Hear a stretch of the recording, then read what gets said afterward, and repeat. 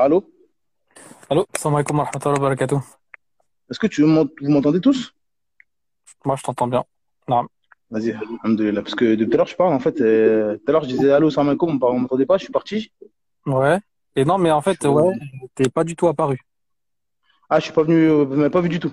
Non, pas Ouais, du tout. je confirme, on t'a pas du tout entendu. Ok, bah. Et là, vous m'entendez bien ou pas? Ouais, Parfait, là on alhamdoulilah, on t'entend t'entend bien, bien. machallah. Salam alaikum wa rahmatullahi Alhamdoulilah. wa barakatuh. Bah, désolé du retard, en tout cas. Y a pas de problème. Avec plaisir. Alors, avant de commencer, Donc, Inch'Allah, on va faire une petite introduction, Ilyes, si t'es d'accord. Après, je te laisserai prendre la parole et, Inch'Allah, on pas de souci, Ricain, pas de pose des souci. questions. Donc, ce soir, on a décidé de poser des questions à propos du mariage. La raison, elle est simple. C'est un sujet qui revient tout le temps, comme tu le sais, Ilyes. Ouais. Alors, ce qu'on constate, c'est que les frères et les sœurs se marient, mais pour de mauvaises raisons.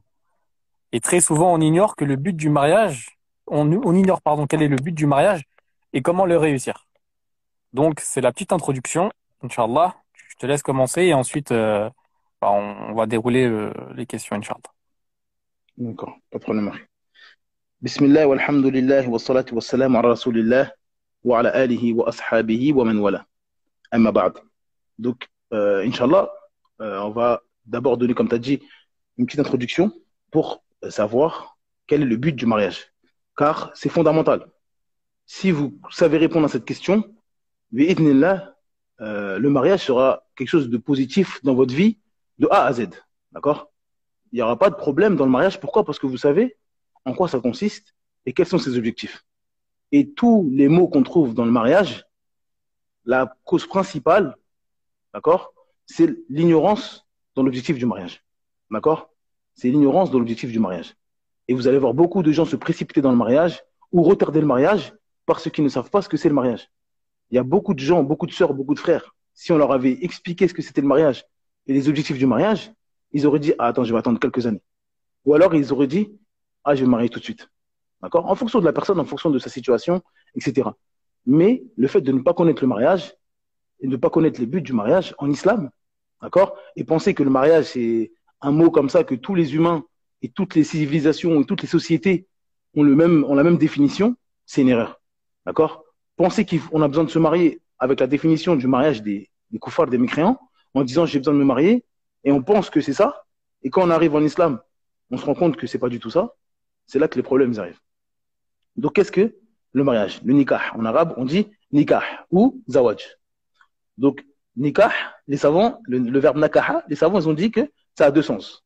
Ça a le sens de l'union et l'assemblage, le fait de s'unir et de s'assembler, et le fait de s'entremêler et des choses qui se pénètrent, qui entrent les unes dans les autres. D'accord? Donc, le mot nikah, d'accord, dans la langue arabe, les Arabes, ils utilisent ça pour dire le mariage. D'accord? C'est une union entre un homme et une femme.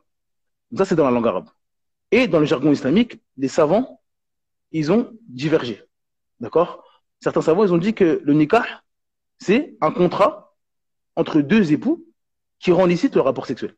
D'accord? Donc les savants, ils ont divergé dans ça. Certains savants, ils ont dit que nikah, dans les textes, quand on a nikah, le verbe nakaha, ce qui est voulu, c'est le contrat de mariage. D'autres, ils ont dit non. Ce qui est voulu dans les textes, c'est le rapport sexuel. D'accord? Donc quand vous allez dans les textes et vous allez voir le verbe nakaha, ça peut avoir le sens de rapport sexuel et de contrat de mariage. Et ça, c'est la vie le plus juste. C'est-à-dire que ça n'a pas uniquement un sens. C'est-à-dire qu'on ne peut pas dire dans les textes, quand on voit le verbe nikah, c'est obligatoirement le rapport sexuel. Ou c'est obligatoirement le contrat de mariage. Non. Ça peut vouloir dire le rapport sexuel ou le contrat de mariage. D'accord? En fonction du contexte. Quand l'Arz dit فَانْكِحُوا مَا طَابَ لَكُم مِّنَ النِّسَاءِ مَثْنَى وَثُلَاثَ وَرُبَاعَ. Dans Surat Nisa, Surat les femmes, au verset 3, Allah dit et il est permis, d'accord, Allah dit fankihu, d'accord, et épouser deux, trois ou quatre femmes parmi celles qui vous plaisent. Donc là, ici, Allah il a utilisé le verbe nakaha, d'accord, mais ici, ce qui est voulu, c'est le contrat de mariage. Épouser dans le sens, faites un contrat de mariage avec deux, trois, quatre femmes si elles vous plaisent. Donc ici, le sens, c'est le contrat de mariage. Mais parfois, ça a le sens de rapport sexuel. Comme Allah dit dans Surat Al-Baqarah, فإن طلقها فلا تحل له من بعد حتى تنكح زوجا غيره. Dans Surat La Vache, au verset 230, Allah Azzawajal dit s'il divorce avec elle pour la troisième fois, alors il ne sera plus licite il ne sera plus licite pour elle tant qu'elle n'aura pas épousé un autre. D'accord? Là, ici, ils ont donné la traduction d'épouser. D'accord? Mais ici, c'est pas épouser avec le contrat de mariage. C'est le rapport sexuel. C'est-à-dire que c'est pas le simple fait que la femme qui a été divorcée 3 fois, si un homme divorce sa femme 3 fois, sa femme est illicite pour lui. Il a plus le droit de se marier avec elle. C'est fini. La seule condition pour qu'il puisse se remarier avec elle, c'est qu'elle se marie à un autre homme et qu'elle consomme le mariage. Donc ici, ce qui est voulu, c'est le rapport sexuel. Juste le simple fait de faire un contrat de mariage et de divorcer, ça rend pas licite le premier époux. Donc parfois, le verbe nikah, le nakaha, ça peut vouloir le sens de rapport sexuel ou de contrat de mariage. Et ça, c'est très important. En islam, le mariage, c'est quoi? En islam, c'est un contrat. D'accord? Un contrat de mariage. Et ça, c'est très important. C'est très important, car c'est comme tout contrat que le musulman il va faire. Et ça, c'est très important. Quand vous savez que un mariage, c'est un contrat, que vous allez faire un contrat, et donc n'importe quel contrat, quand vous faites un contrat pour votre maison, pour votre voiture, pour n'importe quel contrat que vous faites entre 2 personnes, bah, vous allez aborder la chose de manière différente. Quand vous savez qu'en islam, un mariage, c'est un contrat. D'accord? C'est très, très important. Et donc, quand vous savez ça, c'est important aussi de savoir les objectifs pour choisir correctement son époux. D'accord? Quand vous voulez faire un contrat pour acheter une voiture, vous savez que vous voulez une voiture. Et vous savez que vous allez devoir faire un contrat. Donc, en fonction de ce que vous voulez comme voiture, vous allez faire le contrat. Si vous voulez une voiture neuve, vous allez demander une voiture neuve, vous allez mettre vos conditions. Je veux une voiture neuve, telle marque, telle, etc. C'est exactement la même chose. Une femme, elle connaît sa situation, elle a 3 enfants, 4 enfants. D'accord? Elle est en France, elle n'a pas de revenus. Elle sait ce qu'elle veut pour sa vie, pour que son islam, pour que sa religion soit la meilleure chose possible. Et un homme pareil, d'accord? Il a de l'argent ou il n'a pas d'argent, il est marié, il est divorcé. En fonction de votre situation, vous allez vouloir des choses. D'accord? Vous allez vouloir des choses. Et donc, il faut que ce contrat, comme n'importe quel contrat sur la terre, il faut qu'il y ait un bénéfice pour vous et qu'il y ait un bénéfice pour la personne. Quand vous achetez une voiture, vous voulez une voiture. Et la personne qui vend la voiture, elle veut de l'argent. C'est le principe d'un contrat. Donc, le musulman qui connaît ça, la musulmane qui sait ça, eh ben, déjà, elle va être dans une optique importante. Qu'est-ce qui est bien pour ma religion? De quoi j'ai besoin? D'accord? Si vous avez 8 enfants, vous voulez acheter une voiture, vous n'allez pas faire les mêmes choix si vous avez 8 enfants de voitures que quelqu'un qui est célibataire. Vous avez des voitures, vous avez beaucoup de place, vous avez besoin d'espace, etc. En fonction de votre situation. C'est la même chose pour le mariage. Donc, quand vous êtes dans cette optique-là, ça va changer déjà les aspects du mariage. En islam, le mariage, c'est quelque chose pour la société qui va améliorer mon état. D'accord? Mon état dans lequel j'étais avant, il doit s'améliorer. Donc, je dois choisir un époux ou une épouse qui améliore ma situation. Ça, c'est impératif pour le musulman d'avoir cet objectif. D'accord? Donc, c'est quoi? C'est quoi les choses positives que le mariage va ramener? La première chose, c'est les objectifs qu'on peut trouver dans le mariage, c'est la descendance. La descendance, donc un homme ou une femme n'a pas d'enfants et veut des enfants pour avoir une descendance pieuse, pour que ces enfants soient un bien pour la communauté, et qui a lu, par exemple, les hadiths sur le fait d'éduquer, par exemple, des filles. Celui qui a des filles, qui les éduque correctement, Allah va lui donner le Jannah, etc. Il y a plein de hadiths sur le bienfait d'éduquer ses enfants, celui qui apprend le Coran à ses enfants, etc. Donc lui, il veut que sa descendance soit un bien pour la communauté. Et donc pour ça, bien sûr, il faut utiliser un moyen halal, d'accord? Et c'est le mariage. Donc ça préserve déjà la Ummah, la communauté, si on a un objectif d'améliorer avec nos enfants la communauté, le sang aussi, la descendance, parce qu'on a des parents, nos parents ils nous ont eu nous comme enfants, et ainsi de suite. On préserve le sang, on préserve notre famille, etc. Donc ça c'est l'un des bienfaits du mariage et les objectifs du mariage. Quand on se marie, il faut vouloir cela. C'est des causes pour lesquelles on se marie. Ensuite, l'affection et la miséricorde. D'accord? Donc, la personne, l'homme ou la femme qui cherche à se marier, elle doit chercher, c'est humain de chercher l'affection et la miséricorde. Donc, l'affection, la complicité et la miséricorde entre les époux, c'est des objectifs importants. L'être humain, Allah, il a créé l'être humain en ayant besoin de se mélanger avec les gens. D'accord? Vous savez que Adam, alayhi salam, il était tout seul. Et ensuite, il a eu l'envie d'avoir une compagne. D'accord? Et d'avoir Hawa. D'accord? Alayhi salam. Donc, il a eu Hawa. Et pourquoi on appelle Nisa? Nisa, c'est des femmes.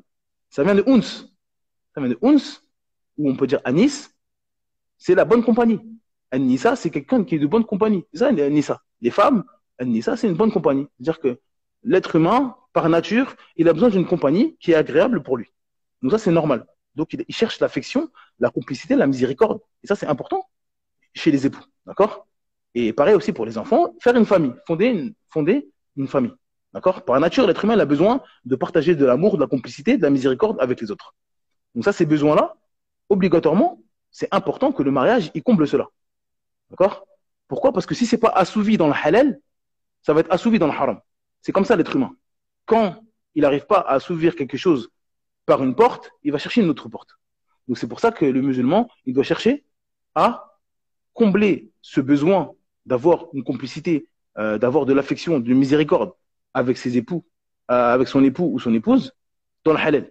Donc il doit chercher ça dans le mariage. Parce que sinon, avec le temps, avec les épreuves, avec la lassitude du mariage, etc., il y a peut-être des portes au haram qui vont arriver. Et malheureusement, on le voit beaucoup, des hommes qui vont parler à d'autres femmes en secret, des femmes également, etc., pendant que le mari va travailler, etc., malheureusement. Pourquoi? Parce que la porte du halal, c'est-à-dire la complicité, la miséricorde, elle n'a pas été faite dans le halal. Donc, malheureusement, quelqu'un qui a une foi faible, etc., il va essayer d'assouvir ça dans le haram. Donc, c'est important de chercher ça dans le mariage. Ensuite, la préservation du sexe et de l'honneur. D'accord? Le mariage, il a également pour objectif de préserver le sexe de la personne. C'est-à-dire qu'il l'utilise dans le halal. D'accord? Et donc, comme on a dit, le mariage, c'est un contrat de mariage entre les époux qui rend licite le rapport sexuel. D'accord? Donc, ça préserve. Ça préserve de la fornication, de tomber dans la fornication, de tomber dans des péchés qui ont un lien avec la sexualité. Comme on a dit, si l'être humain il n'assouvit pas ça dans le halal, s'il ne craint pas Allah, malheureusement, ou la baisse de foi, ou avec le temps, il va essayer d'assouvir ça dans le haram. D'accord? Donc, si il n'assouvit pas ça, ses rapports sexuels, son besoin de rapports sexuels dans le halal avec le mariage, il va assouvir ça dans le haram. Et vous connaissez tous le hadith d'Ibn Mas'ud, radiyallahu anhu, où le prophète sallam dit: ô vous les jeunes, celui d'entre vous qui en a la capacité, qu'il se marie, car ceci va lui faire baisser le regard et est plus chaste pour le sexe. Et celui qui n'en a pas la capacité, alors qu'il jeûne, car le jeûne sera pour lui une protection. Donc le prophète sallam, il incite les hommes, les jeunes plutôt, à se marier. D'accord? Pourquoi? Parce que c'est plus chaste pour la personne. D'accord? Parce que les jeunes, comme vous savez, les jeunes, ils ont ce besoin. D'accord? Ils ont entre guillemets, ils sont dans un âge où, entre guillemets, l'horloge biologique, c'est un moment où ils ont de la fougue. D'accord? Dans toute chose. Quand ils veulent apprendre, ils ont de la fougue, etc. Et donc aussi l'envie de se marier et l'envie d'avoir des rapports sexuels. D'accord? C'est quelque chose de naturel. Et donc le remède à cela, c'est quoi? C'est le mariage. D'accord? Sinon, il va essayer de le faire dans le haram. Et donc celui qui peut, il doit le faire. Et celui qui peut pas, bien sûr, le prophète sallam, il nous donne la protection contre cela. C'est bien sûr baisser le regard et jeûner fréquemment. Donc le jeûne, c'est une protection pour tomber dans le haram au niveau des rapports sexuels dans la fornication. D'accord? Donc ce hadith-là, il nous informe de cela. Donc ça, c'est très important. C'est le fait de se préserver son honneur. Parce que l'honneur, bien sûr, celui qui tombe dans la fornication, forcément, ça va toucher son honneur. Forcément. Celui qui est connu pour avoir eu beaucoup de femmes en dehors du mariage, ou celle qui est connue pour avoir eu beaucoup d'hommes en dehors du mariage, vous savez très bien que ça touche la réputation des gens. Ça touche la réputation des gens, et c'est pas tout le monde qui est, entre guillemets, musulman, qui a la connaissance de la religion, et qui a la connaissance d'Allah Azzawajal, et qui sait qu'Allah, c'est lui qui accepte le repentir, et que celui qui se repent sincèrement, ça efface tous les péchés. Il y a des gens, ils ne sont pas comme ça. Pour eux, si vous avez fait la fornication, à tout jamais, ils vont dire: ah, mais lui, il a fait ça. Ah, mais elle fait la sœur, voilée, etc. Mais on sait ce qu'elle a fait, etc. Il y en a, ils sont comme ça. Parce qu'ils ont une foi faible, et ils ont pas une bonne connaissance d'Allah Azzawajal. Donc ça touche l'honneur, malheureusement. Ça touche l'honneur. Donc le mariage, c'est là pour préserver l'honneur et le sexe. Et il y a un hadith aussi qui est connu. D'après Jabir ibn Abdillah, radiyallahu anhuma, le prophète sallallahu alayhi wa sallam a dit: si l'un d'entre vous aperçoit une femme qui lui plaît et qui a touché son cœur, qu'il se rende chez sa femme et consomme avec elle. Cela permettra de chasser ce qu'il avait dans le cœur. Donc ça, c'est un hadith qui est connu, et c'est aussi, comme les savants ils appellent ça, c'est aussi un hadith sur la médecine prophétique. C'est c'est un hadith de médecine prophétique. Pourquoi? Parce que la médecine prophétique, ça soulage les corps et les cœurs. D'accord? Les mécréants, leur médecine d'aujourd'hui, ça soulage que le corps. Vous avez mal à la tête, prenez quelque chose qui va enlever la douleur. Vous avez mal à la jambe, faites ça, etc. Mais ça ne soigne pas les cœurs. La médecine prophétique, elle soigne les corps et les cœurs. Donc le prophète sallam nous dit, si un homme voit une femme, c'est-à-dire qui n'est pas la sienne, une femme étrangère, qui a touché son cœur, c'est-à-dire qu'il a trouvé belle, etc., il a trouvé belle cette femme-là. Ça fait une pointe dans son cœur. D'accord? Le prophète sallam nous donne le remède. D'accord? Qu'il se rende chez sa femme et qu'il consomme avec elle. Donc la consommation du mariage avec sa femme, ça va enlever ce point noir-là. D'accord? Et beaucoup de musulmans négligent cette médecine-là, ce remède-là. Et ils laissent les points noirs s'accumuler. Jusqu'au jour où on reçoit des messages, Salam alaikum, mon mari, il veut plus me regarder. Mon mari, il me trouve plus belle, etc. Parce que il a laissé les points noirs s'accumuler dans son cœur. Et après, il compare, il compare, il compare, il compare, il compare. Et c'est-à-dire que ça, c'est quelque chose de naturel chez l'homme. D'accord? Bien sûr, il y a des remèdes. Baisser le regard, faire attention où on va, ne pas vivre dans des pays où on peut tomber dans des choses qu'on n'a pas envie de voir. Il y a plein de causes. Bien sûr, l'islam nous a préservés de ça. Mais en tout cas, quand ça arrive, parmi les remèdes, c'est d'aller consommer avec sa femme. Bien sûr, on parle de celui qui est marié. D'accord? Donc ça, c'est l'un des remèdes. Mais il y en a qui ne touchent pas, ils ne prennent pas ce remède-là. Et ça arrive à des cœurs qui sont noirs. C'est-à-dire qu'il a eu un point noir, plus un point noir, plus un point noir. Après, c'est difficile de revenir en arrière. Donc ça, c'est parmi les causes qui préservent le sexe. Donc ça montre que le mariage, ça préserve la chasteté et l'honneur. Parce qu'encore une fois, l'adultère, parce que ça peut être une cause d'adultère, à chaque fois de comparer sa femme, de regarder des autres femmes, etc., c'est une grande porte à l'adultère. On a dit, si on n'arrive pas à faire quelque chose dans le halal, on va aller dans la porte du haram. Et donc, si il ne trouve plus d'attirance pour sa femme, il regarde des autres femmes, il pense à d'autres femmes, la porte du haram est très grande ouverte. Et bien sûr, il ne va pas préserver son sexe, parce qu'il va utiliser son sexe dans quelque chose de haram, dans la fornication, et à son honneur, on n'en parle même pas. Son honneur, on n'en parle même pas. Et donc, bien sûr, le mariage, ça préserve ça. Et donc, il y a des choses que l'islam nous a données, nous a enjoint pour se préserver d'arriver à ces catastrophes. Pour se préserver d'arriver à ces catastrophes. Et malheureusement, les musulmans, ils n'utilisent pas la médecine prophétique.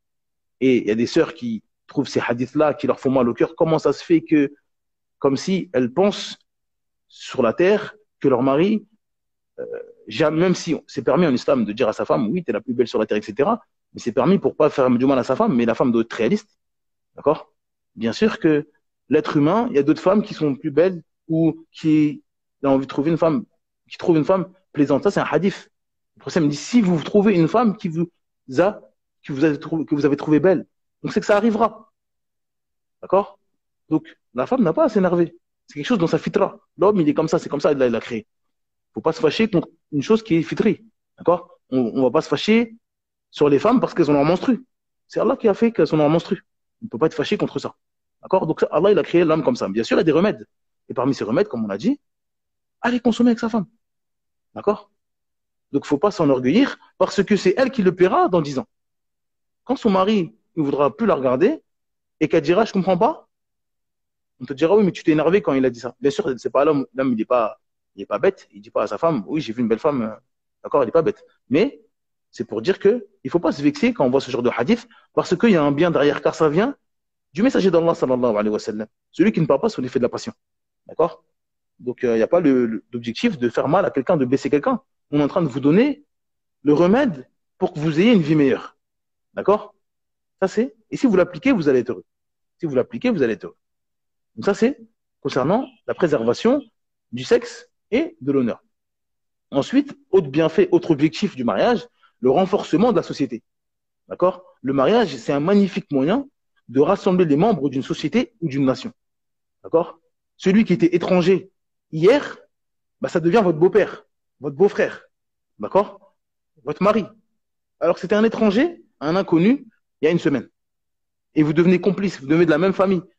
D'accord? Donc c'est un énorme moyen pour renforcer la société. Et c'est aussi ce que le prophète sallam a fait, par exemple, avec les Ansar et les Muhajirun. Quand ils ont fait la hijra, les Muhajirun, pardon, de la Mecque à Médine, la première chose que le prophète sallam a fait, après la construction de la mosquée, il a renforcé les liens de fraternité entre les Mécois et les Médinois. Il a pris un Mécois, il prenait des Mécois, il disait, voilà, tu vas te marier avec une Médinoise. Il prenait des Médinois, il est marié avec des Mécoises. Comme ça, il n'y a plus ce côté, je suis Médinois, t'es Mécois. Non. C'est-à-dire que mon fils, c'est l'union d'une Mécoise et un Mécois, et un Médinois. Et inversement. Mon beau-frère, c'est un Mécois. D'accord? Ma belle-sœur, c'est une Médinoise. Et ainsi de suite, il n'y a plus tout ça. Donc, on est tout de suite, il y a une fraternité qui se crée entre nous. Donc, ça, c'est important. Le mariage, c'est parmi les objectifs de cela. Et donc, il n'y a aucun mal à vouloir se marier pour se rapprocher, de se marier avec une personne, pour se rapprocher, pour souder les liens. C'est pour ça qu'il y a certains pays où, dans certaines régions, certaines traditions, les gens, ils se marient entre cousins. D'accord? C'est-à-dire que les cousins, on a le droit de se marier avec son cousin en islam. Mais certains, ils préfèrent se marier entre cousins parce que, le cousin, son père, c'est quelqu'un de la famille déjà. Donc, ils sont encore plus soudés. D'accord? Et d'autres aussi, ils préfèrent se marier avec deux personnes qu'ils ne connaissent pas. Parce que ça va souder aussi la société. Comme on a dit, on ne se connaissait pas. Aujourd'hui, on est beaux-frères, on est beaux-pères. Donc, le mariage, c'est un excellent moyen, un ciment parfait pour souder une société. Pour souder une société. Ça, c'est l'un des objectifs. Ensuite, il y a l'entraide. L'entraide, d'accord, c'est important. Le mariage, c'est vraiment une cause parfaite pour l'entraide. Pourquoi? Dans ce bas monde, on vit dans une société, d'accord, et on vit dans un peuple. Tout le monde vit dans une société et dans un peuple, dans un pays en fonction de où vous êtes. D'accord? Et chaque personne, c'est une brique qui compose la société. C'est-à-dire la société dans laquelle vous vivez, c'est comme un bâtiment. Et d'accord? Et vous êtes une brique de ce bâtiment-là. D'accord? Et donc, chaque brique a besoin d'une autre brique. Pourquoi? Pour former quelque chose de stable et de solide. D'accord? Donc, il faut que la brique soit saine. Il faut que toutes les briques soient saines et solides pour qu'on soit dans une société solide. Si les briques sont pas solides, si vous avez des briques creuses, eh ben, votre bâtiment, il va pas être solide. Il va pas être correct. Donc, c'est important d'avoir une brique solide. Et donc, ces briques-là, c'est les hommes et les femmes. Donc, l'homme, Allah, il l'a créé, il a des besoins. D'accord? Et la femme, elle a des besoins. Et donc, l'entraide, c'est-à-dire que l'homme, il a besoin de la femme et la femme, elle a besoin de l'homme. Allah, il a créé l'homme et la femme différemment. D'accord? Et ça, on verra. On est différents. On n'est pas opposés. Ça, on le verra. Mais l'homme, il est différent de la femme. Allah, il a donné des droits et des devoirs à la femme. Et pareil pour l'homme. Il a donné de manière naturelle des envies, des besoins et des choses différentes, des émotions, des sentiments à la femme. Et pareil à l'homme. Et ça se complète. Donc, il faut des hommes solides et des femmes solides pour créer une société solide. S'il y en a un des deux qui vacille, la société a un problème. Et ça, c'est connu dans l'histoire de l'humanité. Quand vous voulez détruire une nation, vous détruisez la famille. Soit vous vous attaquez aux enfants, aux jeunes, à la jeunesse, soit vous attaquez aux femmes. Pourquoi? Parce que les femmes, c'est elles qui éduquent les jeunes. Donc, si vous attaquez les femmes et vous arrivez à les rendre mauvaises, elles vont éduquer des enfants mauvais. Et après, la société, elle va être bancale. Elle va être détruite. Et si vous touchez la jeunesse, la jeunesse, c'est l'avenir. Les vieux, ils vont mourir et les jeunes, ils vont prendre le relais. Donc, si les jeunes sont mauvais, la société, elle est mauvaise. D'accord? Donc, si nous, on veut que la Ummah, la communauté, ça soit une communauté solide, il faut des briques solides. D'accord? Et donc, vous connaissez vous-même et vous savez de quoi vous avez besoin. Et donc, pour devenir une brique solide, et vous avez besoin d'être à côté d'une brique solide. Et ça va fonder quelque chose de fort. D'accord? Parce que plein de briques solides, ça fait quelque chose de fort. Donc ça, c'est l'entraide. Vous devez, quand vous cherchez à vous marier, réfléchir ce que vous avez besoin. Et vous devez, bien sûr, que ce soit religieux ou mondain, bien sûr, dans les deux. Mais vous devez choisir ce qui vous complète pour améliorer la communauté. Et bien sûr, on est musulmans. D'accord? Il ne faut pas que ce soit du haram.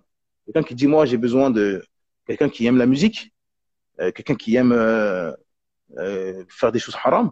Et donc, non, c'est pas ça qu'on est en train de dire. On est en train de parler de quelqu'un qui veut s'améliorer dans sa vie de musulman, qui veut aller au Jannah. Donc, forcément, s'il a des manquements, par exemple, il dit, moi, des fois, je suis un peu laxiste, je suis un peu faible, j'ai besoin de quelqu'un pour me booster. Donc, forcément, il faut pas se marier avec quelqu'un qui est comme vous, qui est un peu laxiste, des fois, qui a des baisses de foi, qui est un peu nonchalant, des fois, ça va, des fois, ça va pas. Parce que tous les deux, vous allez couler. Vous avez besoin de quelqu'un qui, lui, justement, a de la motivation, entraîne les gens. C'est une locomotive. Vous avez besoin d'une locomotive qui vous tire vers le haut. Donc, en fonction de vos faiblesses et vos qualités, vous devez chercher une brique solide, d'accord, pour vous renforcer tous les deux. Pour vous renforcer tous les deux et, Inch'Allah, faire une famille, un foyer qui est solide. Car, encore une fois, on est tous des briques. Donc, chacun, on doit avoir cette idée, cette envie de consolider la communauté. Et ça passe par nous. Ça commence par nous. Ça commence pas par les autres. Ça, c'est important. Ça, c'est les principaux objectifs du mariage et les bienfaits du mariage que le musulman doit chercher lorsqu'il va se marier. Alhamdoulilah.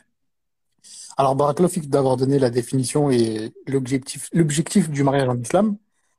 Alors, est-ce que tu pourrais maintenant faire un rappel sur le rôle que doit avoir l'homme dans le mariage? D'accord. Donc, en gros, c'est les devoirs de l'épouse, ça. Oui, c'est ça. Naam. D'accord. Donc, déjà, moi, j'aime pas demander, parce que c'est des questions, comme tu as dit au début, malheureusement, qu'on reçoit très souvent. Et j'aime pas quand on vient me poser la question, de beaucoup de sœurs. Salam alaikum, c'est quoi les droits du mari? Les devoirs, quels sont les devoirs du mari? Comment on fait un mari qui fait pas ses devoirs? Oui, il fait pas ça, il fait pas ça, il fait pas ses devoirs. Moi, la réponse que je donne, c'est que on ne peut pas parler de devoirs, d'accord, sans parler de droits. On ne peut pas parler de devoirs sans parler de droits. C'est-à-dire que moi, je suis un homme, d'accord? Il y a des femmes. C'est-à-dire que moi, je ne peux pas demander à une personne en face de moi tes devoirs, tes devoirs, tes devoirs, tes devoirs, mais je ne lui parle pas de ses droits. C'est bancal, d'accord? C'est comme si je vous parle d'une voiture, j'ai une voiture, et je vais voir un mécanicien, et je lui dis, mais ma voiture, elle ne fait pas ses devoirs. Elle roule pas, elle roule pas, elle roule pas. Il me pose des questions, il me dit, tu mets de l'essence? Non. Tu vérifies l'huile? Non. Les roues, tu les changes? Non. C'est normal qu'elle avance pas. C'est-à-dire que je ne donne pas, mon devoir, c'est d'entretenir la voiture. Quand je vais l'entretenir, cette voiture-là, Inch'Allah, elle va marcher. Elle va rouler correctement, et elle va faire son devoir de m'amener à un point A à un point B. On ne peut pas demander des devoirs aux gens si nous-mêmes on ne fait pas nos devoirs. Et si nous-mêmes on ne donne pas nos droits aux gens, aujourd'hui les gens ils veulent que leurs devoirs, ils veulent que prendre leurs droits, ils veulent pas donner leurs droits aux gens. Vous voyez des hommes, subhanallah, toute la journée il crie sur sa femme, il lui dit tous ses devoirs. Pourquoi tu fais pas ça? Ça. L'inverse, la sœur. Ouais, le prophète il aidait son mari, etc. Pourquoi tu fais pas ça? Pourquoi tu me fais pas ça? Pourquoi tu m'achètes pas ça? Peut-être qu'elle a raison encore une fois. Mais c'est pas bon, pour moi, le problème, il n'est pas posé correctement. Le problème, c'est quand vous voyez votre époux ou votre épouse ne pas donner ses devoirs, ne pas faire ses devoirs, tout de suite questionnez-vous, est-ce que moi je donne ses droits? Est-ce que je lui donne ses droits? Si je lui donne ses droits et il ne fait pas ses devoirs malgré ça, là, j'ai le droit de me plaindre. Là, j'ai le droit de me plaindre. Sinon, craignez Allah et donnez vos droits aux gens. Et Inch'Allah, vous allez voir les devoirs ils vont venir tout seuls. Encore une fois, je ne dis pas que toutes les sœurs qui ont un mari ou tous les frères qui ont une femme qui ne fait pas ses devoirs, ça veut dire qu'ils ne font pas leurs devoirs, ils ne vous donnent pas leurs droits. Non, ça ne veut pas dire ça. Ça veut dire, questionnez-vous avant, est-ce que je donne mon droit islamiquement parlant à mon époux ou à mon épouse? Si la réponse est oui, là, j'ai droit de dire, subhanallah, je te donne tous tes droits, je te les donne. S'il te plaît, tu peux faire tes devoirs, s'il te plaît? Là, oui. Vous êtes en position de vous plaindre. Mais sinon, craignez Allah. Donc, il faut parler des droits de l'époux, mais il faut parler des devoirs de l'époux, pardon, mais il faut parler de ses droits avant tout. Il faut parler de ses droits. D'accord? Car, encore une fois, une voiture, pour qu'elle roule, il faut de l'essence. Vous ne pouvez pas vous plaindre que votre voiture n'avance pas s'il n'y a pas d'essence. Et vous ne mettez pas d'essence. Il dit, pourquoi ta voiture, il dit, ma voiture, elle est nulle. Elle ne marche pas, elle ne fonctionne pas, elle avance même pas. Tu mets de l'essence? Non, ça coûte cher. Il ne faut pas se plaindre. Il ne faut pas se plaindre. Tu ne mets pas d'essence, ça ne roule pas. C'est logique. Tu ne fais pas tes droits. Généralement, 90% des êtres humains, si vous ne leur donnez pas leurs droits, généralement, ils n'ont pas envie de faire leurs devoirs. Des fois même, vous allez leur donner leurs droits, ils ne vont pas faire. Et ça, c'est beaucoup, malheureusement. C'est-à-dire, beaucoup de gens, beaucoup de sœurs, elles donnent leurs droits à leur mari, rien à dire 100%. Malgré ça, il ne fait pas ses devoirs. Donc, vous pensez quelqu'un, vous ne lui donnez pas vous lui donnez pas ses droits et il va faire ses devoirs. Ça, c'est très rare. Peut-être Allah, il vous a donné un pieu. Mais sinon, c'est pas ça la base. C'est pas ça du tout la base. Donc, c'est quoi les droits? Les droits de l'époux sur son épouse. D'accord? La première chose, l'autorité. D'accord? Dans le couple, l'autorité et la gouvernance sont entre les mains de l'époux. D'accord? Allah Azza wa Jalla dit وَلِلرِّجَالِ عَلَيْهِنَّ دَرَجَةٌ وَاللَّهُ عَزِيزٌ حَكِيمٌ. D'accord? Mais les hommes ont cependant une prédominance sur elles. Et Allah Azza wa Jal, comme vous le savez, j'espère, quand Allah Azza wa Jal, il donne des jugements, il parle dans le Coran, à la fin, il faut méditer sur les noms d'Allah qu'Allah il donne. Des fois, Allah il dit Ghafur Rahim. D'accord? Des fois, Allah il dit Azizun Hakim. Il y a plein de noms. Quand vous voyez deux noms, un nom ou trois noms dans un verset, il faut méditer pourquoi Allah il a utilisé ce nom-là et pas d'autres. D'accord? Allah il a dit وَلِلرِّجَالِ عَلَيْهِنَّ دَرَجَةٌ. Mais les hommes ont cependant prédominance sur elles. Allah il dit quoi? Wallahu azizun hakim. Al-Aziz, c'est lui puissant, c'est l'immense. Et Al-Hakim, c'est le juge. Donc en gros, on est en train de vous dire, c'est Allah le juge. Donc après ce verset, quand Allah il vous dit c'est lui l'immense, d'accord, le parfait et le juge, il n'y a personne qui doit dire oui, mais pourquoi, comment ça se fait, mais pourquoi les hommes pas, comment ça? Allah c'est Al-Aziz. Allah il a choisi ça. Il y a une sagesse derrière. Al-Hakim, il y a une hikmah derrière. Il y a une sagesse. Al-Hakim, il vous dit bien qu'Allah c'est Al-Aziz, Al-Hakim. Celui qui a une hikmah, il y a une sagesse derrière. Allah il sait, vous ne savez pas. Donc on est en train de vous informer que Ar-Rijalu alayhina daraja. Les hommes ont cependant une prédominance sur elles. D'accord? Allah Azza wa Jalla dit également Ar-Rijalu qawwamuna ala an-nisa. D'accord? Allah Azza wa Jalla dit et les hommes ont autorité sur les femmes. Ensuite il dit Bima faddala Allahu ba'duhum ala ba'd. D'accord? En raison des faveurs qu'Allah accorde à cela sur celle-ci. Allah il a choisi, comme on a dit précédemment, Al-Aziz al-Hakim. Allah il a choisi que les hommes avaient autorité sur les femmes. Et ensuite, Allah il dit وَبِمَا أَنفَقُوا مِنْ أَمْوَالِهِمْ وَبِمَا أَنفَقُوا مِنْ أَمْوَالِهِمْ. D'accord? Et aussi, à cause des dépenses qu'ils ont de leurs biens. Et ça, c'est très important à la fin du verset. Et aussi, à cause des dépenses qu'ils ont de leurs biens.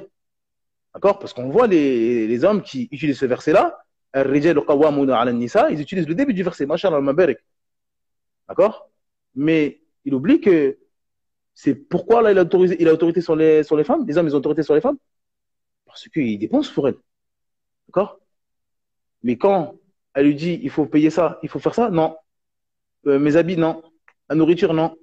Mais il utilise le début du verset, il oublie la fin. Il utilise le début du verset, mais il oublie la fin. C'est-à-dire qu'il veut pas dépenser, il veut avoir l'autorité, mais il veut pas dépenser. D'accord? Encore une fois, on en revient à avoir ses droits, mais pas donner faire ses devoirs. C'est-à-dire que lui, il veut son droit. Il dit, obéis-moi, tais-toi, fais ça, fais pas ci. Non, non, non, non, non. Barakalofik. Et après, il ramène le verset, il ramène des dalils, il est content. Mais quand on lui dit, mais mon frère, il faut payer ça, c'est obligatoire, ça c'est pourquoi tu ne payes pas ça? Ah non, non. Subhanallah. Donnez vos droits, faites vos devoirs plutôt, d'accord? Avant de demander vos droits. Moi, je veux ça, moi, donne-moi ça, donne-moi ça, donne-moi ça. Donc, donnez-vous. Donnez-vous. Et après, si on est injuste envers vous, au moins vous ne faites pas partie des injustes. Le musulman, il veut pas faire partie des injustes. Le musulman, il préfère subir une injustice qu'en faire une. Donnez vos droits aux gens. Si eux ne vous donnent pas vos droits, vous avez subi une injustice, mais vous n'êtes pas injuste. C'est pas grave. Moi, l'homme, c'est comme ça, c'est comme ça, c'est comme ça, c'est comme ça. Faites-le. Si votre femme ne vous donne pas son droit, ou l'inverse, d'accord? L'homme ne vous donne pas vos droits, vous subissez une injustice. Inch'Allah, Allah, il va vous donner. Allah, il va vous rendre. Patientez. Mais si vous faites partie des injustes ensuite, Allah, il n'aime pas les injustes. Allah n'aime pas les injustes. Sachez-le. D'accord? Donc ça, c'est le premier, le droit que l'époux a sur son épouse, l'autorité. D'accord? Ensuite, les devoirs de l'époux envers son épouse. Parce qu'on a dit, c'est les droits, il a l'autorité sur son époux. D'accord? Maintenant, les devoirs, qu'est-ce qu'il doit faire l'homme envers son époux? La première chose, la crainte d'Allah. La première chose, la crainte d'Allah. Il est obligatoire pour l'homme de craindre Allah Azza wa Jalla dans son épouse. C'est obligatoire. Et ça, c'est fondamental. D'accord? Pourquoi? Parce qu'Allah, il a donné l'autorité à l'homme. C'est-à-dire que beaucoup de gens, malheureusement, dans cette époque-là, où il y a des valeurs des mécréants, l'Occident, etc., qui a mis du poison dans la tête de nos sœurs, elles envient ces postes-là. Mais si elles avaient de la science, voilà, c'est pas quelque chose à envier. On n'envie pas un gouverneur. On ne peut pas envier un gouverneur. C'est trop dur. C'est dur. Un gouverneur, il a la responsabilité d'un peuple entier. S'il fait un mauvais choix, il peut gaspiller tout un peuple. C'est une responsabilité forte. Les hommes, ils ont autorité sur les femmes. D'accord? c'est quelque chose de immense. C'est Allah Azzawajal, le Seigneur des mondes. Il vous a donné l'autorité sur une créature. D'accord? C'est-à-dire que celui qui médite sur ça, il doit avoir des cheveux blancs. L'homme, aujourd'hui, tu es content. Tu dis, ah, c'est bon, c'est moi le chef. Non. Voilà, c'est quelque chose de puissant. Si tu crains pas Allah, tu vas être injuste. Et ça, on en voit tous les jours. Mon mari me fait ça. Il m'empêche de faire ça. Il veut pas de moi. Il dépense pas d'argent pour moi. Il veut pas me divorcer. Ils font plein de choses. Ils craignent pas Allah. Pourquoi? Parce qu'ils ont l'autorité. Ça, c'est quelque chose de grave. C'est-à-dire qu'il faut craindre Allah Azzawajal dans son épouse. Parce que vous avez l'autorité.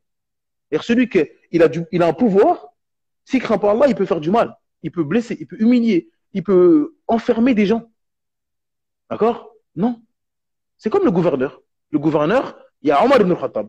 Omar ibn al-Khattab, on l'aime, on fait dua pour lui, parce que c'est un gouverneur qui a fait des choses immenses pour la communauté. C'est-à-dire son califat, il a fait du bien aux musulmans, à la Ummah, encore aujourd'hui. Mais on a des gouverneurs qui sont injustes. Et donc ça, c'est grave. D'accord? C'est-à-dire qu'on peut avoir quelque chose d'immense, toute chose immense, bien sûr, il y a des responsabilités immenses derrière. D'accord? Et donc l'homme, il doit craindre Allah, il doit avoir ça en tête. C'est pas un jeu, c'est pas facile. C'est dur. C'est très, très dur. Voilà, c'est très, très dur. Toute personne mariée le sait. Normalement, les frères mariés ils me disent, ah ouais, subhanallah, c'est vrai. C'est dur. C'est pas facile. Un gouverneur, il peut être magnifique, mais il peut prendre des doigts de tout un peuple. Imaginez-vous. C'est-à-dire que tout un peuple peut faire doua pour toi, comme on faisait doua à l'époque de Omar ibn Khattab, de Abu Bakr. Mais tout un peuple peut faire doua contre toi si tu fais des choix mauvais. C'est pareil pour l'homme. D'accord? Et donc l'homme, aujourd'hui, il a un rôle. Et ce rôle-là, on regarde l'homme. Les femmes regardent les hommes. Et ils nous regardent et nous disent, voilà maintenant, c'est toi qui as l'autorité, qu'est-ce que tu vas nous faire? Et donc si vous êtes des mauvais hommes, il va se passer ce qui se passe aujourd'hui. Les hommes, c'est n'importe quoi. Les hommes, vous dites, vous avez l'autorité, mais vous ne savez même pas tenir un foyer. Vous ne savez même pas faire ça. Vous savez pas. Et elle regarde. Et c'est rigolo. Et elle se moque, en fait. Et donc, ça veut dire que la considération, ce statut immense, eh ben, il est pris en ridicule. Et ça donne des femmes qui vont nous dire des paroles, on n'a pas besoin des hommes. Ils servent à rien. C'est n'importe quoi. Parce que ce rôle-là, ils ont joué avec, ils ont fait n'importe quoi. Et ils ont gaspillé une population, une Ummah. Pourquoi? Parce qu'une femme, que vous le vouliez ou non, elle a besoin d'un homme solide. Sans homme solide, une femme, non. C'est pas possible. Et bien sûr, il y a un homme, il a besoin d'une femme solide. D'accord? Mais c'est l'homme qui va être la cause que la femme, ensuite, va être du n'importe quoi. Donc, si l'homme n'est pas solide, le reste, c'est pas possible que ça suive. C'est pas possible. D'accord? Donc, si l'époux, il craint Allah Azzawajal, eh ben, il n'y aura que des bienfaits. Comme ça, la femme, elle va dire, ah oui, c'est ça qu'il faut. Ça, c'est un homme, ça. D'accord? Donc, ça, c'est important de craindre Allah Azzawajal dans ses femmes. C'est important. Parce que sinon, les ignorants et les faibles d'esprit, ils vont se rebeller. C'est comme ça. Le gouverneur, quand il est mauvais, qu'est-ce qu'ils font, les khawarij, les égarés? Ils veulent sortir contre le gouverneur. C'est-à-dire que les faibles d'esprit, les idiots, eh ben, ils veulent sortir contre le gouverneur. Ils prennent des épées, ils veulent sortir. C'est exactement la même chose pour les couples. Quand les hommes sont faibles, nos faibles d'esprit, nos idiotes, elles vont sortir contre les gouverneurs et les hommes. Et ça va gaspiller une population. Ça gaspille une population. Et on voit des scénarios, subhanallah. On voit des paroles, subhanallah. Subhanallah. Subhanallah. Donc, non. L'homme, il doit craindre Allah et c'est pas un jeu. Et c'est pas facile, encore une fois. Mais il faut craindre Allah Azzawajal. Il faut se remettre à Allah Azzawajal. Et il ne faut pas jouer avec le rôle qu'Allah vous a donné. Car vous êtes mariés au nom d'Allah Azzawajal. D'accord? C'est important. Vous connaissez le hadith de Jabir ibn Abdillah où le prophète dit, craignez Allah dans vos relations avec les femmes. Vous les épousez avec la garantie d'Allah et vous vous permettez d'avoir des rapports intimes avec elles grâce à la parole d'Allah. C'est-à-dire que vous êtes mariés au nom d'Allah et avec la parole d'Allah, ah, d'accord, au nom d'Allah, bismillah, etc., ça vous a permis d'avoir un rapport sexuel avec cette femme-là. Donc craignez Allah. Craignez Allah avec vos femmes et avec les musulmans. D'accord? Ça, c'est le droit de la femme. C'est un droit le plus important. Parce que vous avez autorité, donc vous devez craindre Allah Azzawajal. Quand vous avez autorité envers vos enfants, vous avez l'autorité, vous devez craindre Allah dans vos enfants. D'accord? Vos enfants, vous n'allez pas les laisser n'importe où, faire n'importe quoi avec eux, leur dire n'importe quoi. Non. Vous avez autorité sur eux. C'est la même chose. C'est la même chose. Craignez Allah dans vos femmes. Ensuite, La deuxième chose, deuxième droit que la femme a envers son époux, c'est le bon comportement. D'accord? C'est le bon comportement. Le prophète sallam, vous connaissez le hadith, le prophète sallam, il dit, soyez bons avec les femmes. En effet, elles ont certes été créées d'une côte, et ce qui est le plus tordu de la côte est sa partie supérieure. Si on veut la redresser, on la casse. Si on la laisse, elle reste tordue. Soyez donc bons avec les femmes. Dans ce hadith, le prophète sallam, il nous indique que la femme, elle a été créée de la côte d'Adam alayhi salam. D'accord? C'est-à-dire que la femme, d'accord, le prophète Adam alayhi salam, Hawa, sa femme, elle fut créée de la côte d'Adam alayhi salam. Donc le prophète sallam, il a fait donc la comparaison entre sa création, la création de Hawa, et la manière dont il faut se comporter avec elle. Donc l'homme, il doit avoir cela en tête. Il doit avoir cela en tête. Et son comportement avec son épouse, ça doit être un bon comportement pour ne pas justement la casser. D'accord? Pour ne pas la casser. Car trop de rigidité, ça casse. Mais rien du tout, ça reste tordu. Ça reste tordu. Donc, et c'est pas facile encore une fois, il faut avoir un bon comportement pour que cela s'améliore, pour que son comportement, pour que les choses que vous voyez mal chez elle s'améliorent. Ça, c'est pas facile. C'est pas facile. Encore une fois, on a dit une responsabilité. Normalement, le musulman, quand il entend Ar-rijal qawwamuna 'ala an-nisa, il doit avoir des cheveux blancs. L'homme qui est intelligent, quand il entend oh, vous les hommes, vous avez autorité sur les femmes, il doit avoir peur. Il doit dire non, non, non, je veux pas. Il doit dire ça en fait. C'est dur. Subhanallah, c'est dur. Donc, ça c'est la première chose, c'est la deuxième chose, c'est le bon comportement. Ensuite, les obligations que l'époux a envers sa femme, les dépenses. Les dépenses. Il est obligatoire pour l'époux de subvenir aux besoins de son épouse. Ça englobe le logement, les vêtements et la nourriture. Ça, c'est une obligation. D'accord? Que vous soyez milliardaire ou que vous soyez très pauvre, c'est une obligation. Même si votre femme est milliardaire, elle est milliardaire, elle a eu un héritage de son grand-père qui est milliardaire, elle a 1 milliard d'euros sur son compte, d'accord? Et vous avez 500 euros sur votre compte, c'est obligatoire pour vous de nourrir, loger et vêtir votre femme. Si elle-même a dit, moi je suis milliardaire, c'est bon, il n'y a pas de souci. Mais si elle veut rien dépenser, elle dit, moi j'ai 1 milliard, je ne dépense pas, j'ai faim. Vous devez dépenser. Je veux un appartement, logement obligatoire, vêtements, j'ai plus de vêtements, achète-moi un vêtement. C'est obligatoire sur vous. C'est ça qu'on dit obligatoire. Bien sûr, si elle veut dépenser, etc., c'est son droit. Mais si elle dit, fais-moi, vous devez faire. C'est obligatoire. Il n'y a pas de choix là-dedans. Et ça, c'est par ijma. D'accord? Ibn Munzir, il dit, il y a consensus des savants sur l'obligation de l'époux de subvenir aux besoins de sa femme et de la vêtir dans ce qui est convenable. Bien sûr, dans ce qui est convenable en fonction des moyens de l'homme, etc., et de leur situation sociale. Mais c'est obligatoire. C'est obligatoire pour l'époux de nourrir, de loger, de vêtir son épouse. Ça, c'est un droit de la femme. D'accord? Ensuite, autre devoir que le mari a envers son épouse, ne pas se mettre en colère à cause d'un manquement de la part de son épouse. D'accord? La diminution et la faiblesse, c'est présent chez tous les êtres humains. Tous les êtres humains, on n'est pas parfait. D'accord? C'est Allah qui est parfait. On a tous des manquements. D'accord? Et donc, il est du devoir de l'époux de regarder le bien et les aspects positifs de son épouse. D'accord? Il doit immensifier ses bons côtés et fermer les yeux sur ses manquements et ses défauts. D'accord?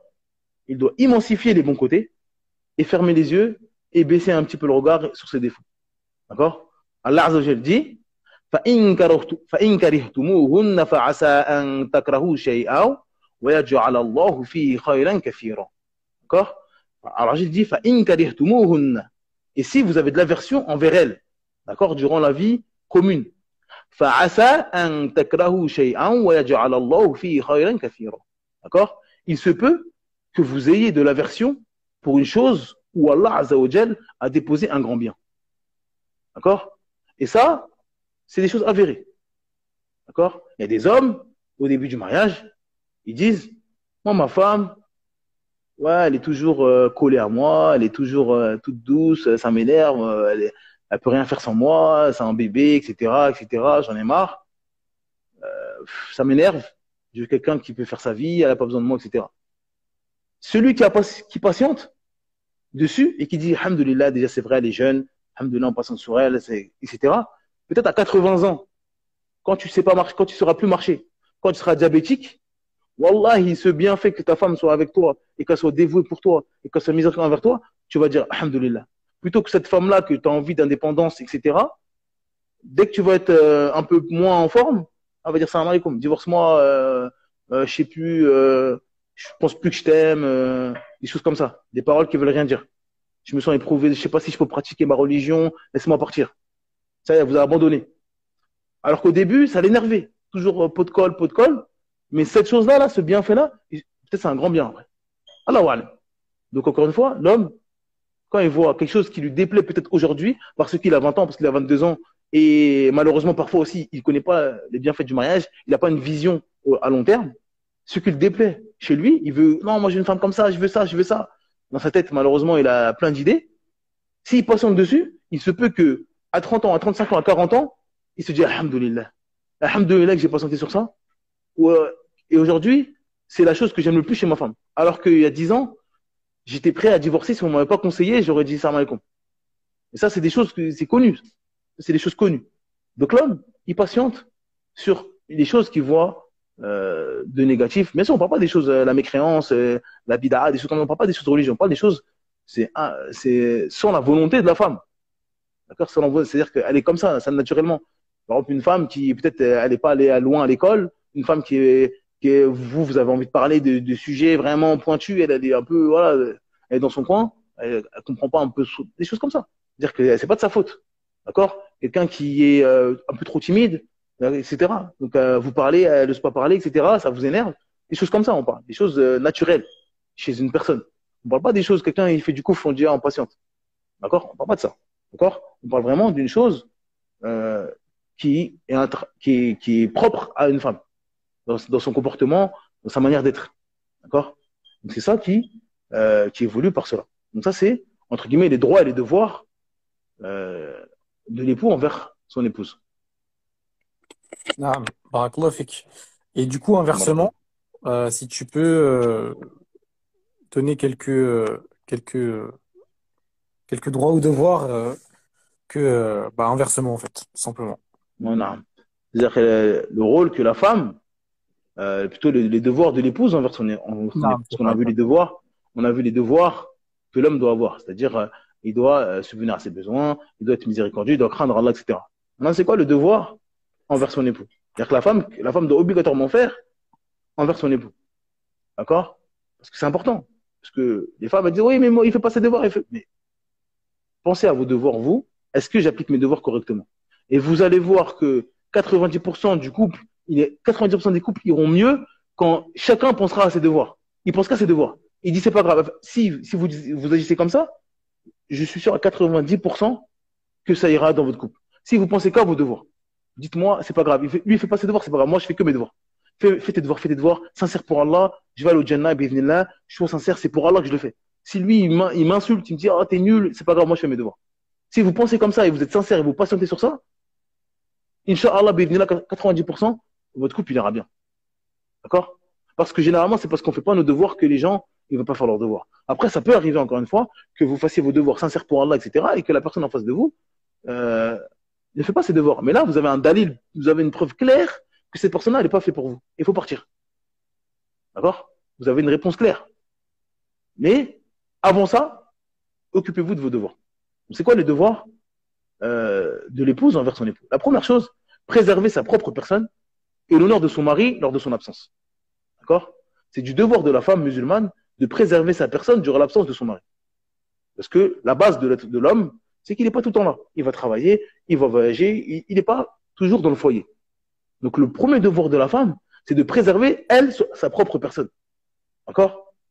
Elle ne doit pas, bien sûr, faire ce qu'Allah Azzawajal a interdit, quand? À tout moment, bien sûr. À tout moment, c'est haram de faire ce qu'Allah a interdit. Mais elle ne doit pas, par exemple, faire des choses qu'Allah a interdit et qu'elle ne fait pas quand son mari il est là, et elle le fait quand il est pas là. D'accord? Ça rentre dans préserver l'honneur de son mari. D'accord? Même s'il n'y a personne. D'accord? Peut-être la femme, quand son mari il est là, elle n'écoute pas de musique, elle ne regarde pas des films, elle ne regarde pas des séries. Son mari il est là, machallah, elle fait à manger, elle est bien, machallah. Son mari il dit, bon, je dois partir dans le sud pendant une semaine. Dès qu'il n'est plus là, c'est la fête. Non. Non. Elle doit préserver sa personne à elle. D'accord? Et l'honneur de son mari. D'accord? En son absence. Donc, elle ne doit pas faire ce qu'Allah a interdit quand lui, il n'est pas là. D'accord?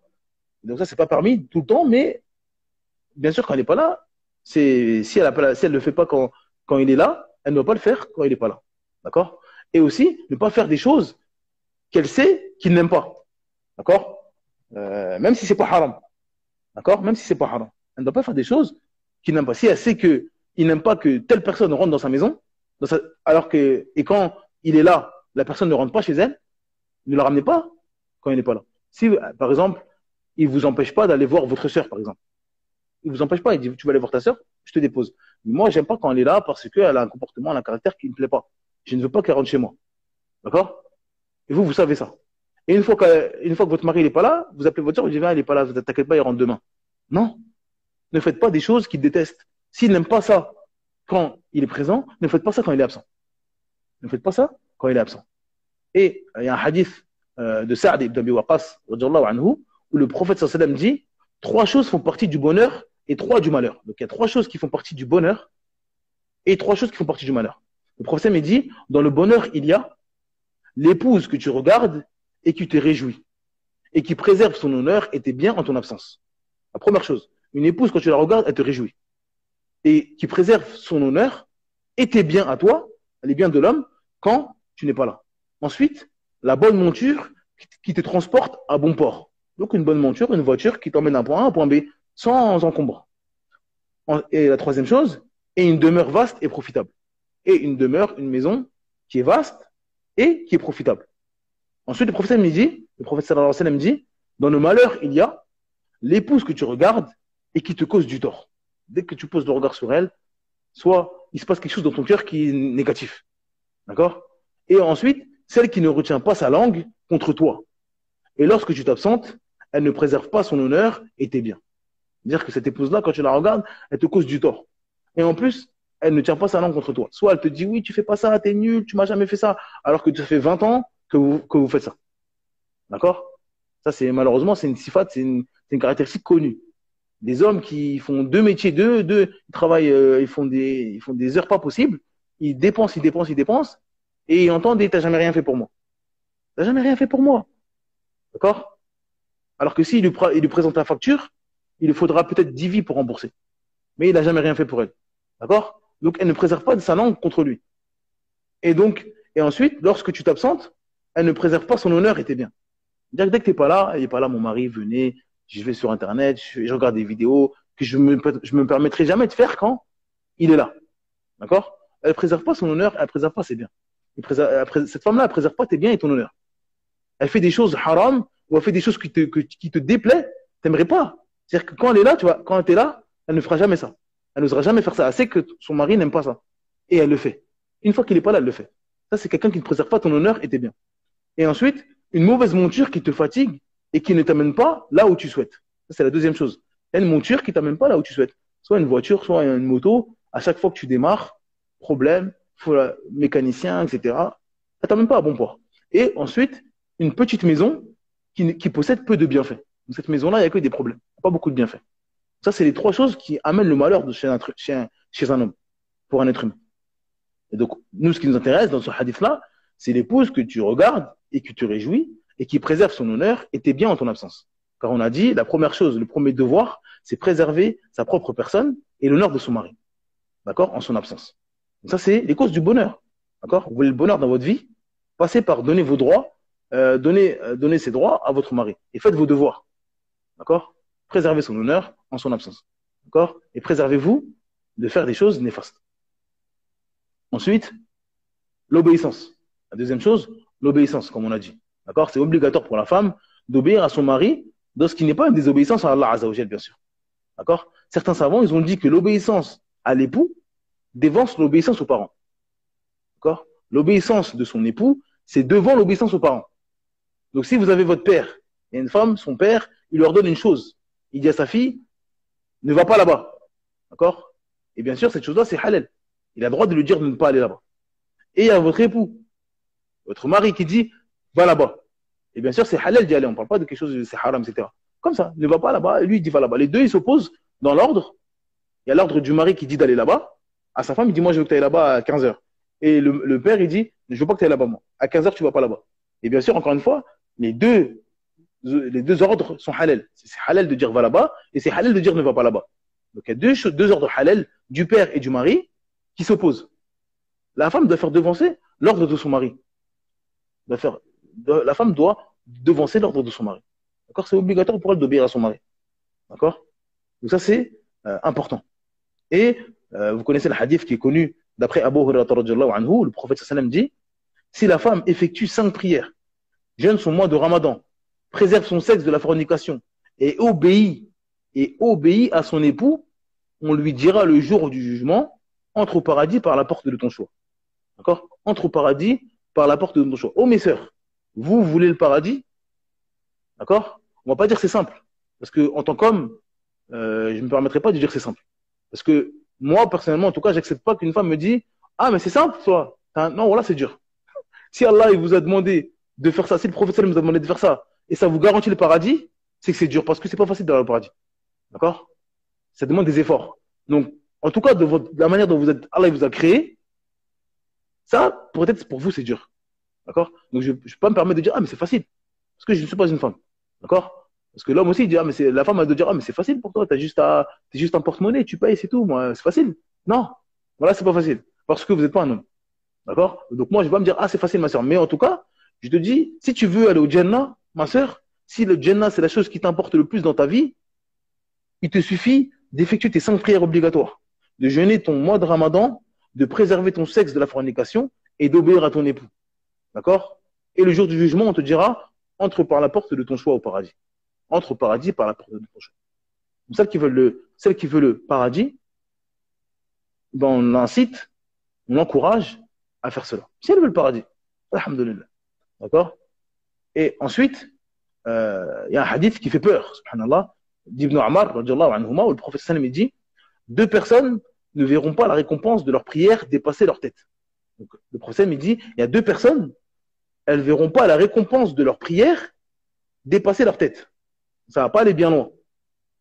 La première personne, c'est l'esclave qui fuit de chez son maître jusqu'à ce qu'il revienne. Donc l'esclave qui fuit de chez son maître, il part. Tant qu'il ne revient pas, sa prière ne va pas dépasser sa tête. C'est pour dire qu'à quel point il a fait un grand péché, bien sûr. Ensuite, et la femme qui désobéit à son mari jusqu'à ce qu'elle lui obéisse. Et la femme qui désobéit à son mari jusqu'à ce qu'elle lui obéisse. D'accord? Donc ce noble hadith il nous informe que la femme, d'accord, que la désobéissance de la femme envers son époux, d'accord, c'est dangereux pour sa prière. D'accord? Et ça, tant qu'elle ne se met pas à lui obéir. Parce que malheureusement, on entend beaucoup de sœurs, d'accord, qui ont des maladies, d'accord, et qui disent, moi, tant que je serai à mon Seigneur, j'ai pas à obéir à un homme qui doit me dire ce que je dois faire. On te dit que ta prière ne va pas dépasser ta tête. La récompense de ta prière ne va pas dépasser au-dessus de ta tête, tant que tu n'obéis pas à ton mari. Comment tu peux venir nous voir en disant, moi, j'ai pas à obéir à quelqu'un tant que je fais la prière, tant que j'obéis à mon Seigneur. Subhanallah. Subhanallah. C'est pas moi qui ai inventé cette parole. D'accord? Si tu veux, le hadith, il est rapporté par le Hakim dans son Mustadrak, le hadith 7330. Si tu vas les regarder. D'accord? Il n'y a pas de souci. Donc, comment on peut entendre des choses comme ça? Moi, j'ai pas à obéir à quelqu'un, et il vient nous ramener le tawhid en plus. C'est du shirk d'obéir à un être humain que. Comment ça? On te demande d'obéir à Allah, Azzawajal, et à son messager. Voici la parole du messager d'Allah. Voici la parole du messager d'Allah. D'accord? À moins que tu es en train de nous dire que le messager d'Allah nous dit de faire du shirk. Dans ce cas-là, là, c'est un autre sujet. Allah al-Musta'an. Allah al-Musta'an. Donc ça, c'est le fait d'obéir à son mari. Ensuite, autre point très très important, malheureusement, qui est délaissé aujourd'hui, tout faire pour le rendre heureux. Tout faire pour le rendre heureux. La femme, elle doit faire le maximum pour satisfaire son époux et ne pas lui causer du tort. Ça, c'est important. Est-ce que les femmes aujourd'hui, elles s'assoient, elles se posent, elles disent qu'est-ce que mon mari il aime? Qu'est-ce qu'il aime? Est-ce qu'elle questionne sa mère? Est-ce qu'elle questionne ses sœurs? Est-ce qu'elle questionne ses tantes pour savoir ce qu'il aime, ce qui le réjouit? Est-ce que vous êtes allé voir votre belle-mère en disant qu'est-ce qu'il aime comme nourriture? Qu'est-ce qu'il aime comme boisson? Est-ce qu'il aime qu'on fasse ça? Il aime qu'on se dise ça? C'est quoi ses conversations? Ses sujets de conversation? Il aime quoi? Etc. D'accord? Pour faire ce qu'il aime. D'accord? Ça, c'est important pour la femme. C'est important de faire des efforts pour tout faire pour rendre heureux son époux. D'accord? D'après Anas ibn Malik, radhiyallahu anhu, le prophète sallallahu alayhi wa sallam a dit, vous voulez que je vous informe sur les femmes musulmanes qui entreront au paradis? Les compagnons ont répondu, bien évidemment, au messager d'Allah. Il dit alors, il s'agit de toute wadoud, waloud, qui quand elle se met en colère ou quand son mari lui cause du tort, dit, voici ma main dans la tienne et je ne fermerai pas les yeux de la nuit tant que tu ne seras pas satisfait. D'accord? Donc, ce hadith-là, c'est à encadrer. D'accord? Le prophète nous dit, est-ce que vous voulez que je vous informe sur les femmes du paradis? Les compagnons ont dit, bien sûr, bien évidemment, au messager d'Allah. Il a dit, c'est toute femme wadoud. C'est quoi la wadoud? Une femme wadoud, c'est quoi? Une femme wadoud, c'est une femme ça signifie qui nous aime. Une femme qui nous aime, une femme qui aime son mari et qui met tout en œuvre pour être aimée en retour. D'accord? Et qui met tout en œuvre pour être aimée en retour. C'est pas uniquement la femme qui aime. Non. C'est une femme qui cherche à satisfaire son époux. D'accord? C'est une femme, c'est pas, on dit, est-ce que tu aimes ton époux? Oui, je l'aime mon époux. Non. Wadoud, c'est, elle se creuse la tête. D'accord? Elle aime son mari, ça c'est réglé. Mais elle fait tout pour que son mari l'aime. C'est le wadoud. D'accord? Et, bien sûr, elle fait tout pour que son mari soit satisfait d'elle. Et donc, dans les paroles et dans les actes, bien sûr. Dans les paroles et dans les actes. Ça, c'est el-wadoud. Le prophète nous dit, la femme du paradis qui entrera au paradis, c'est la femme wadoud. Et ensuite, il dit la femme waloud. C'est quoi le waloud? C'est une femme qui a beaucoup d'enfants. On va dire, entre guillemets, une femme fertile. Cette femme, bien sûr, pourquoi? C'est une femme c'est parmi ces femmes-là qui rentreront au paradis parce que elles seront récompensées pour deux raisons. Elles auront beaucoup de récompenses pour deux raisons. Déjà, elles vont augmenter la communauté du prophète Mohammed sallallahu alayhi wa sallam. Vous connaissez les hadiths, le prophète nous incite à avoir beaucoup d'enfants. Donc forcément, celle qui a beaucoup d'enfants, bah, elle aura beaucoup plus de probabilité d'avoir des enfants pieux qui vont, encore une fois, si on se marie correctement, qui vont améliorer la communauté. Donc forcément, elle a beaucoup plus de probabilité d'avoir plus de récompenses. Et ensuite, ces enfants, ils vont invoquer pour elle. Et vous savez très bien que le hadith, vous connaissez le hadith sur les sadaqat jariyah, d'accord? Sur les faits que vos œuvres, elles s'arrêtent quand vous allez mourir, sauf trois. Et parmi ces trois-là, un enfant pieux qui invoque pour vous. D'accord? Donc si une femme a un enfant, et alhamdoulilah, cet enfant est pieux et il invoque pour elle, alhamdoulilah, c'est une bonne chose. Mais la femme qui a 10 enfants et 10 enfants pieux, elle a 10 enfants qui invoquent pour elle. Donc forcément, il y a plus de probabilité qu'elle a plus de récompenses, plus de hasanat, et qu'elle entre, et que donc ses péchés soient effacés, et donc qu'elle entre au Jannah. Donc c'est pour ça que le prophète nous dit que les femmes de la communauté qui entrent au paradis, c'est les wadoud et les waloud. D'accord? Et ensuite, la fin du hadith est très très importante.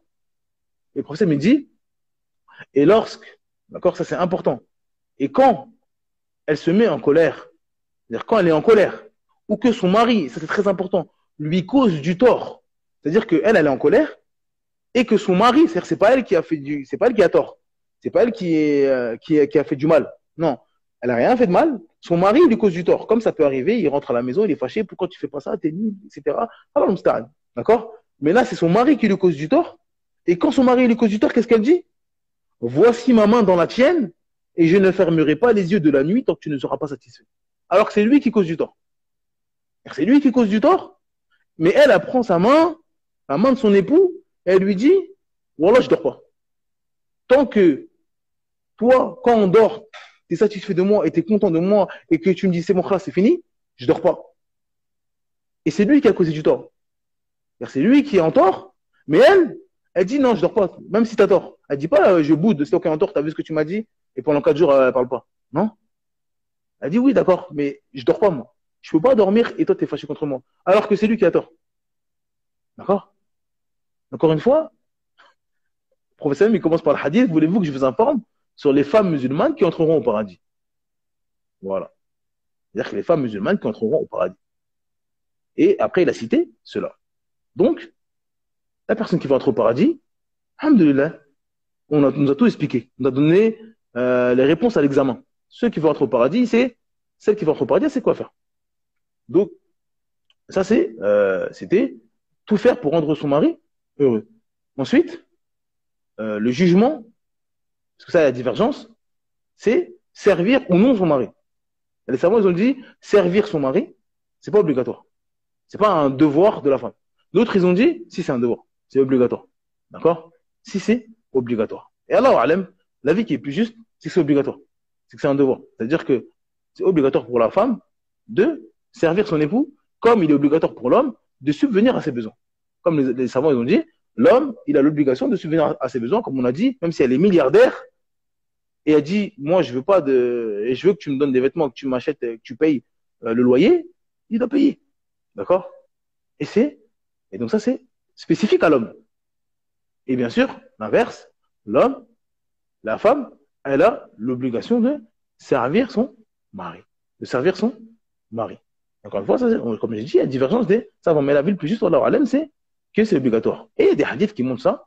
D'accord? C'est ce qui impliquait le mariage à l'époque du prophète sallallahu alayhi wa sallam. D'accord? Le hadith Abu Huraira radiallahu anhu, où Fatima, elle est venue au prophète sallallahu alayhi wa sallam. Fatima radiallahu anha, la fille du prophète sallallahu alayhi wa sallam, sa fille. D'accord? Elle est venue au prophète sallallahu alayhi wa sallam pour se plaindre de la difficulté de son travail et demander un domestique. Donc elle est partie voir son père, imaginez-vous, dire que le messager d'Allah, il a une fille, d'accord? Il a marié à qui vous savez, à Ali radiallahu anhu, d'accord? Et sa fille, Fatima, elle vient voir son père, se plaindre en disant c'est trop dur de m'occuper de la maison, d'accord? Et dans certaines versions, elle avait les mains blessées en sang, parce que comme vous savez à l'époque, pour faire de la farine, il fallait broyer le blé, etc. Et donc, on tapait, ça existe encore dans certains pays, on prenait un mortier, quoi. Un mortier, on tapait la farine, etc. pour faire de la farine, justement. Et donc, elle avait les mains blessées, elle va voir son père, elle dit, c'est trop dur. Il faut que tu ramène-moi un domestique. Trouve-nous un esclave, c'est trop dur. Qui vient m'aider. D'accord? Et le prophète il lui a dit, nous n'avons pas de domestique pour toi. Veux-tu que je t'indique meilleur que d'avoir un domestique? Le prophète il a dit, tu veux que je te donne quelque chose qui est mieux qu'un domestique? Il lui a dit, dis 33 fois Subhanallah, 33 fois Alhamdulillah et 34 fois Allahu Akbar lorsque tu vas te coucher. D'accord? Donc déjà, imaginez-vous la scène. On a un père, sa fille vient le voir avec les mains blessées en disant c'est trop dur, ramène-moi un esclave. Le prophète à cette époque-là, il n'avait pas d'esclave. Il dit, je ne peux pas te ramener quelque chose que je n'ai pas. J'y ai pas. D'accord? Mais est-ce qu'il est parti voir Ali en disant mais comment tu fais travailler ma fille? T'as pas honte? C'est la fille du messager. Non, il n'a pas dit ça. Il a dit continue. Il a dit continue de t'occuper du foyer de ton époux. Continue. Et tu veux que je te donne quelque chose de meilleur que d'avoir un domestique? C'est de dire Subhanallah 33 fois, Alhamdulillah 33 fois et Allahu Akbar 34 fois. Et les savants ils disent que ce hadith-là, c'est une preuve que le dhikr, ça repose le cœur et le corps. Et ça repose. Quand vous êtes fatigué, faire du dhikr, ça bien sûr apaise votre cœur, bien sûr, et votre corps également. Parce qu'il lui a dit, t'es fatigué, fais du dhikr. C'est mieux qu'un domestique. Donc ça montre que le dhikr, ça apaise, ça repose le cœur et le corps. D'accord? Et donc ça, c'est la femme du prophète. C'est-à-dire, qui peut venir aujourd'hui dire, moi, je suis mieux que Fatima radiallahu anha. Donc, j'ai pas à mettre les mains. Aujourd'hui, alhamdoulilah, et ça, on va le voir dans les questions après, mon mari, il m'aide pas à faire la cuisine. Avant, aujourd'hui, votre mari, peut-être, il achète la farine. La farine, elle est déjà prête. Avant, la femme, elle sort de chez elle. Elle prend le blé, elle ramène chez elle, elle tape pendant 2 heures pour faire de la farine que votre mari achète à Franprix. Donc, il vous a bien aidé déjà. Il vous a bien aidé. D'accord? Ensuite, la farine, pour faire du pain, vous mettez de l'eau. Eux, ils n'ont pas de robinet. D'accord? Ils vont à Médine, ils vont dans le puits, Al-Bouda'a, qui est bien loin, sous le soleil. Celui qui a fait une Umrah, il connaît la chaleur du soleil. 50 degrés, elle prend un seau, elle prend de l'eau sur sa tête et elle revient chez elle pour faire de la farine. Votre mari, il paye les factures d'eau. Donc, il vous a déjà bien aidé. D'accord? Et il y a plein d'histoires comme ça. Donc, ça, on va répondre aussi à mon mari ne m'aide pas. Mon mari ne m'aide pas. On va voir répondre à ça. Et on répond aussi au fait que la femme, l'homme, il doit subvenir, il doit donner un logement, des vêtements, etc. Et la femme, elle doit subvenir, elle doit aider, elle doit servir son époux, elle doit s'occuper de son foyer. Alors, le foyer de l'époux, bien sûr que l'époux paye. D'accord? Ça, c'est une obligation. Voilà. Taïb, barakallahu pour toutes ces explications, Ilyes. Et du coup, comment on peut savoir, nous, si notre comportement est convenable dans le mariage? Est-ce que toi, tu aurais des informations sur cela? Déjà, comment ça? En fait, c'est simple. C'est-à-dire que le comportement du mariage, bah, c'est comme le comportement dans la vie de tous les jours. En face de vous, vous avez un musulman ou une musulmane.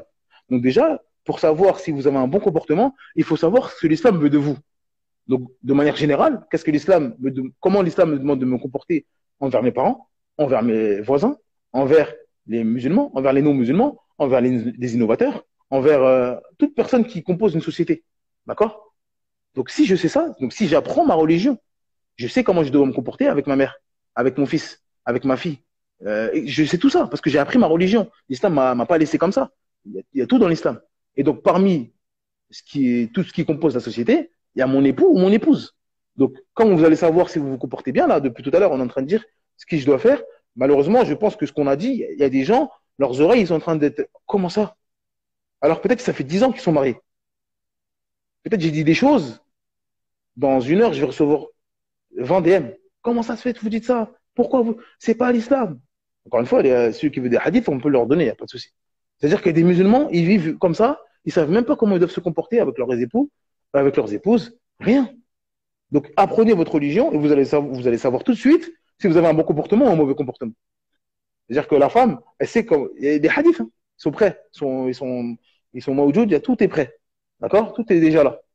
Donc, la femme, elle a juste à aller voir comment elle doit se comporter envers son époux et elle va tout de suite faire le parallèle. Est-ce que je fais ça? Est-ce que je fais ça? Est-ce que je fais ça? Est-ce que je dis ça? Est-ce que je dis pas ça? Et c'est tout de suite, elle va se noter tout de suite. Sur 20, j'ai combien? 10, 5, 18? Ah, voilà. Chacun il peut se répondre. Et inversement, l'homme. Je dois payer ça, je dois faire ça, je dois dire ça, je dois patienter, je dois craindre Allah, etc. Est-ce que j'ai tout ça? Combien j'ai sur 20? Et vous allez vous répondre tout seul. C'est la réponse à ça, c'est apprenez votre religion, vous allez savoir si vous avez un bon comportement envers votre mère, envers votre père, envers vos voisins, envers les voyageurs, envers n'importe quelle personne qui compose la société. Parce que l'islam vous a parlé de tout ça.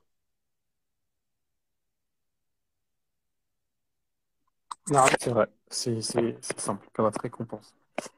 Et du coup, est-ce que tu sais comment faire pour que notre épouse ou notre époux soit satisfait de nous malgré nos manquements?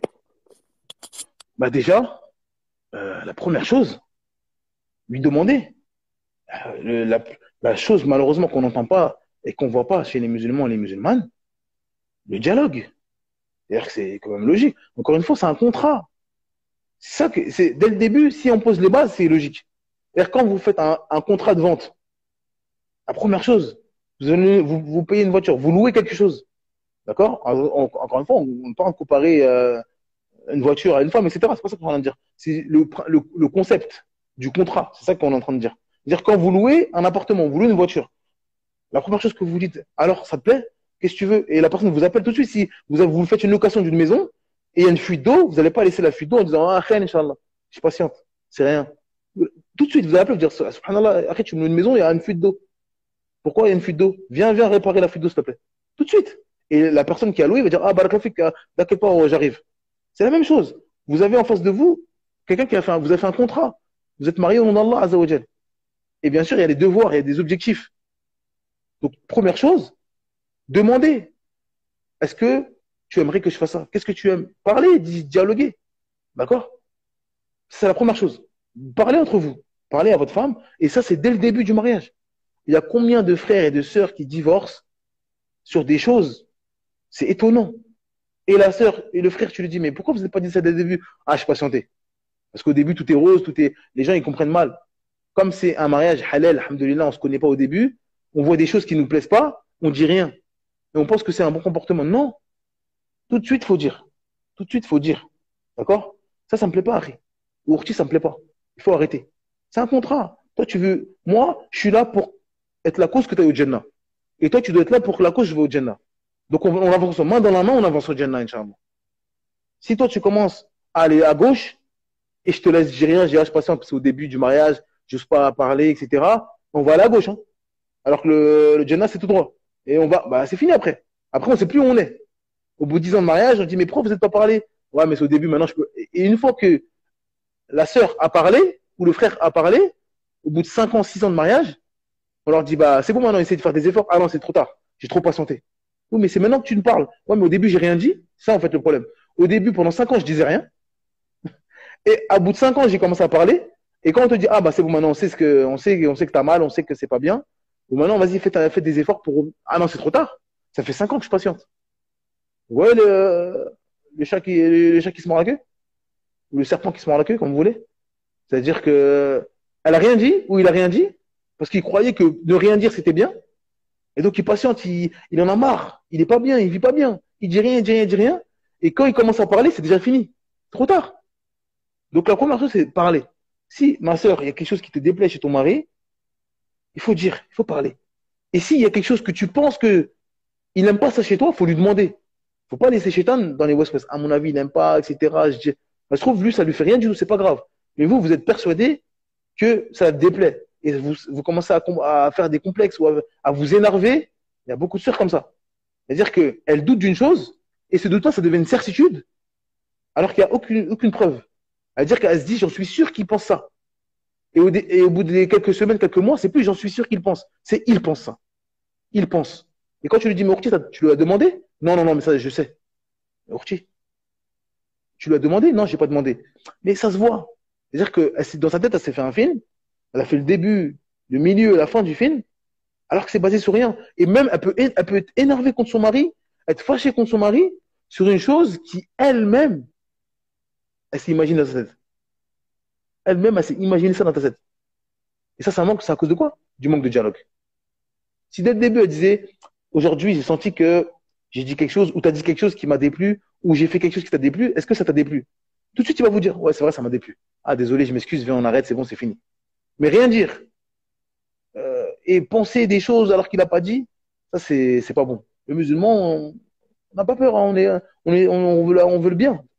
Donc, tout de suite, on crève l'abcès et on avance. Donc, la première chose, c'est parler, demander. Ensuite, observer. Regardez son époux ou son épouse. Regardez qu'est-ce qui lui plaît, qu'est-ce qui lui déplaît. Quand je dis cette parole-là, c'est vrai qu'elle réagit comme ça. J'ai remarqué que quand je dis cette parole-là ou quand je fais cette petite blague, pendant quelques moments, quelques jours, elle est bizarre avec moi, comme si elle n'aime pas. Donc, soit vous lui demandez, ou soit vous sentez qu'elle est différente, bah, arrêtez. Donc, observez votre partenaire, votre époux, votre épouse. Donc, et après, bien sûr, pour changer. C'est-à-dire que vous voyez que vous aimez, cette personne, elle n'aime pas. Bah, changez, faites l'inverse. Et essayez. Encore une fois, vous devez être omnubilé par ça. Toujours satisfaire votre époux et votre épouse. Votre tête, vous réfléchissez, vous dites qu'est-ce qu'elle aime, qu'est-ce qu'il aime. Je vais essayer de faire ça. Ah, elle aime bien ça, je vais le faire. Ah, elle aime pas ça, je vais essayer d'arrêter. Encore une fois, pour qu'elle vive dans les meilleures conditions et pour qu'elle soit apaisée et pour qu'elle avance pour le Jannah. Parce qu'une femme ou un homme qui est apaisé dans son cœur, il a avec elle ou avec lui quelqu'un qui le rend heureux, ils sont complices, etc. Ils avancent, bah, c'est plus facile d'avancer pour le Jannah. Alors que si on est tous les deux en train de se faire la guerre, et ben, Shaitan, il nous a détourné de l'objectif principal qui est d'avancer au Jannah. Et là, on est en train de se battre tous les deux. Et donc, au lieu d'avancer, on se regarde dans les deux. Toi, t'es comme ça, toi, t'es comme ça, toi, t'es nul. Toi, t'es comme ça, toi, t'es pas pieuse. Toi, tu m'as dit ça, mais tu mens. Et après, on n'avance pas, en fait. Et pire, on recule. Donc, la deuxième chose, après avoir dû dialoguer, de demander, etc., observer. D'accord? Et ensuite, la troisième chose, questionner les gens autour d'eux, de votre époux ou de votre épouse. Dire, questionner les gens. Oui, qu'est-ce qu'il a en ce moment? Est-ce qu'au travail, il y a quelque chose? Peut-être c'est pas vous. Des fois, il y a des gens, ils ont du mal à faire la part des choses entre la vie de couple et peut-être la vie professionnelle. Donc, vous allez le voir qu'il est différent avec vous, il est irrité, il est énervé, etc. Et vous êtes persuadé que c'est à cause de vous. Mais en fait, non, ça n'a rien à voir avec vous, c'est le travail. Donc, si vous savez ça, vous dites, bon, là, c'est parce qu'il est énervé en ce moment, il a des moments agités, des jours agités. Je dis rien, je m'énerve pas, j'attends que ça passe et après, ça va finir. Plutôt que de dire, ouais, t'es bizarre, pourquoi t'es comme ça? Et vous mettez plus de piment. Alors que juste de rien dire, essayer d'être le plus doux possible, de lui changer ses idées, de faire des choses qu'il aime bien etc. Non. Vous voyez une tête qui vous plaît pas, donc ça vous plaît pas, et donc vous vous énervez, et lui il s'énerve, et après ça s'arrête jamais. Alors que dès le début, vous questionnez, ah, en ce moment au boulot c'est pas, ah c'est comme ça, ça n'a rien à voir avec moi, ok, bah alors je vais le laisser, ou alors je sais qu'il aime bien que je dise ça, que je fasse ça, que je fasse tel plat, c'est n'importe quelle chose. Que ça peut, entre guillemets, changer son humeur, faites-le. Faites-le, Inch'Allah. Et, Inch'Allah, ça va être une cause pour que votre époux ou votre épouse soit satisfait de vous, Inch'Allah, malgré vos manquements. Parce que les manquements, encore une fois, on essaie de les combler. Faut pas se dire, moi, j'ai des manquements. Comment on a fait pour m'aimer? C'est pas la question qu'il faut se poser. C'est comment puis-je corriger mes manquements afin qu'il m'aime ou afin qu'elle m'aime? Parce qu'on a tous des manquements. Mais généralement, les gens doués de raison, intelligents, quand ils voient la personne en face de vous, vous voyez une personne qui fait tous les efforts pour vous faire plaisir, généralement, vous avez envie de faire plaisir en retour, généralement. si vous êtes normalement constitué, vous voyez votre femme qui se démène, et vous voyez qu'elle fait des efforts. Alors que vous, peut-être vous avez un caractère qui est difficile, etc. Vous voyez qu'elle patiente. Si vous avez un minimum, quelque chose dans la poitrine, vous avez envie de tout donner pour cette personne. C'est normal, c'est logique. Et inversement. Donc, Inch'Allah, c'est le bon début. Encore une fois, il y a des gens, malheureusement, ça ne les intéresse pas de ça.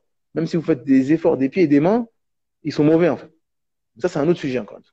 Mais là, on parle des gens, entre guillemets, qui ont fait des causes pour se marier, islamiquement parlant, qui connaissent leur religion, etc. S'ils ont fait tout en amont, Inch'Allah, ils vont vivre dans la miséricorde, dans la bonne humeur, dans l'amour, etc.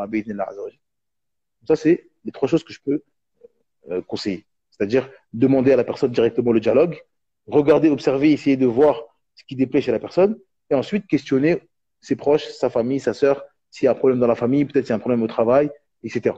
Allah voilà. Naam, barakallahu fik. J'ai une question un peu similaire. Dis-moi si pour toi c'est les mêmes réponses ou si tu peux apporter d'autres éléments. C'est Non. comment réagir quand notre époux ou notre épouse manque à ses devoirs? Et sommes-nous toujours Non. obligés de préserver ses droits dans ce cas-là? Donc, comme on a dit déjà la deuxième question, avant de répondre à la première, donnez vos droits aux gens. Là, votre mari a des droits, donnez-lui ses droits. Votre épouse a des droits, donnez-lui ses droits. D'accord? Ça, c'est la chose la plus. Ça, c'est pour vous. Après, si elle est injuste ou s'il est injuste, ça, c'est entre lui et son Seigneur. Mais vous, ne soyez pas parmi les injustes. Ne faites pas comme certaines sœurs. Ah, il n'est pas gentil avec moi, je ne donne pas ses droits. Ah, elle n'est pas gentille avec moi, je vais plus rien donner, je vais plus donner d'argent parce que je vais l'énerver comme ça, je vais la mettre dans une situation difficile, humiliante. Non. Craignez Allah Azzawajal. Si elle ne craint pas Allah ou si lui ne craint pas Allah, c'est entre lui et son Seigneur. Mais vous, craignez Allah et donnez les droits aux gens. Donnez les droits aux gens. Même si votre femme, elle vous a fait voir des vertes et des pas mûres, jamais vous lui dites, moi je donne plus d'argent. Arrêtez. Même si elle a fait n'importe quoi. Même si elle bafoue votre honneur, elle bafoue vos droits, donnez-lui ses droits. Même si elle vous demande le divorce, vous êtes fâché, vous êtes vexé, vous dites pas oui, je te divorce, mais après vous la mettez dans des situations difficiles. Ou alors je te divorce pas, je te laisse comme ça. Non, jamais. Jamais. D'accord? Craignez Allah Azzawajal. Donc ça, c'est la première chose. Donnez vos droits aux gens. Ensuite, comment réagir quand notre époux ou notre épouse manque à ses devoirs? Donc ça rentre dans la nasiha. Ça rentre dans le conseil. D'accord? Votre époux, c'est un musulman comme les autres. D'accord? Parmi tous les musulmans. Et votre épouse, c'est une musulmane parmi les autres. Donc déjà, il faut connaître la nasiha et comment la faire. Ça, c'est important. Beaucoup de musulmans aujourd'hui, malheureusement, avec les réseaux, etc., ils savent même pas ce que c'est une nasiha. Donc il y a 5 points importants pour faire une bonne nasiha. Si vous voulez faire une bonne nasiha, un bon conseil à un musulman, là on parle des époux, donc on va appliquer ça sur les époux, mais de manière générale à votre musulman, à votre frère, à votre mère, à votre soeur, à n'importe quelle personne, pour faire un bon conseil, il faut appliquer ces 5 choses. Il faut les avoir à tout prix. La première chose, la sincérité dans la nasiha. Ça c'est la première chose la plus importante. L'ikhlas. Celui qui conseille son frère ou sa sœur, il doit uniquement viser la face d'Allah et vouloir uniquement la récompense d'Allah. D'accord? Il ne doit pas chercher, par son conseil, les éloges. Rabaisser les gens. Il y a des gens, ils veulent rabaisser. Dans sa niya, ils veulent rabaisser. Et après, il dit, après, moi, je fais le conseil. Il va sur Twitter. D'accord? Il reposte. Il se moque. Il humilie. Et après, quand on lui dit, mais Akhi, crains Allah, pourquoi tu affiches la personne, etc. Il dit, moi, je veux le conseil. Akhi, moi, je conseille. Voilà, c'est pas un conseil, ça. D'accord? Voilà que c'est pas un conseil. Donc, il ne faut pas vouloir les éloges des gens, les intérêts mondains, la célébrité, ou encore, comme on a dit, rabaisser. D'accord? La nasiha, ad-din ou nasiha. Le din, c'est la religion. Le nasiha, c'est le din, c'est le bon conseil. Le din, c'est le bon conseil. Ce qui est voulu par ce hadith-là, ad-din ou nasiha, c'est que le bon conseil, c'est un pilier fondamental dans la religion. D'accord? C'est un pilier fondamental, c'est important. D'accord? Donc, c'est une immense adoration. Donc, il ne faut pas détruire cette adoration par une mauvaise intention. D'accord? La sincérité dans la nasiha, c'est important. C'est la première chose. Deuxième, la connaissance du sujet. D'accord? La nasiha, ça consiste à appeler son frère au bien et à la droiture. Vous voyez le mal chez votre frère ou votre sœur et vous l'appelez à la droiture. Le but de la nasiha, c'est pour qu'il arrête. Donc il faut tout faire pour qu'il arrête. C'est pour ça que les gens ils confondent la nasiha avec la mise en garde. La mise en garde, c'est une chose. La nasiha, c'est autre chose. La nasiha, c'est pour celui qui fait la bêtise, qui dit l'égarement. vous faites tout pour qu'il revienne. Donc vous réfléchissez. Qu'est-ce que je peux faire pour qu'il revienne, pour qu'il arrête de faire son péché? Comment je peux le faire? Et vous réfléchissez à la personne.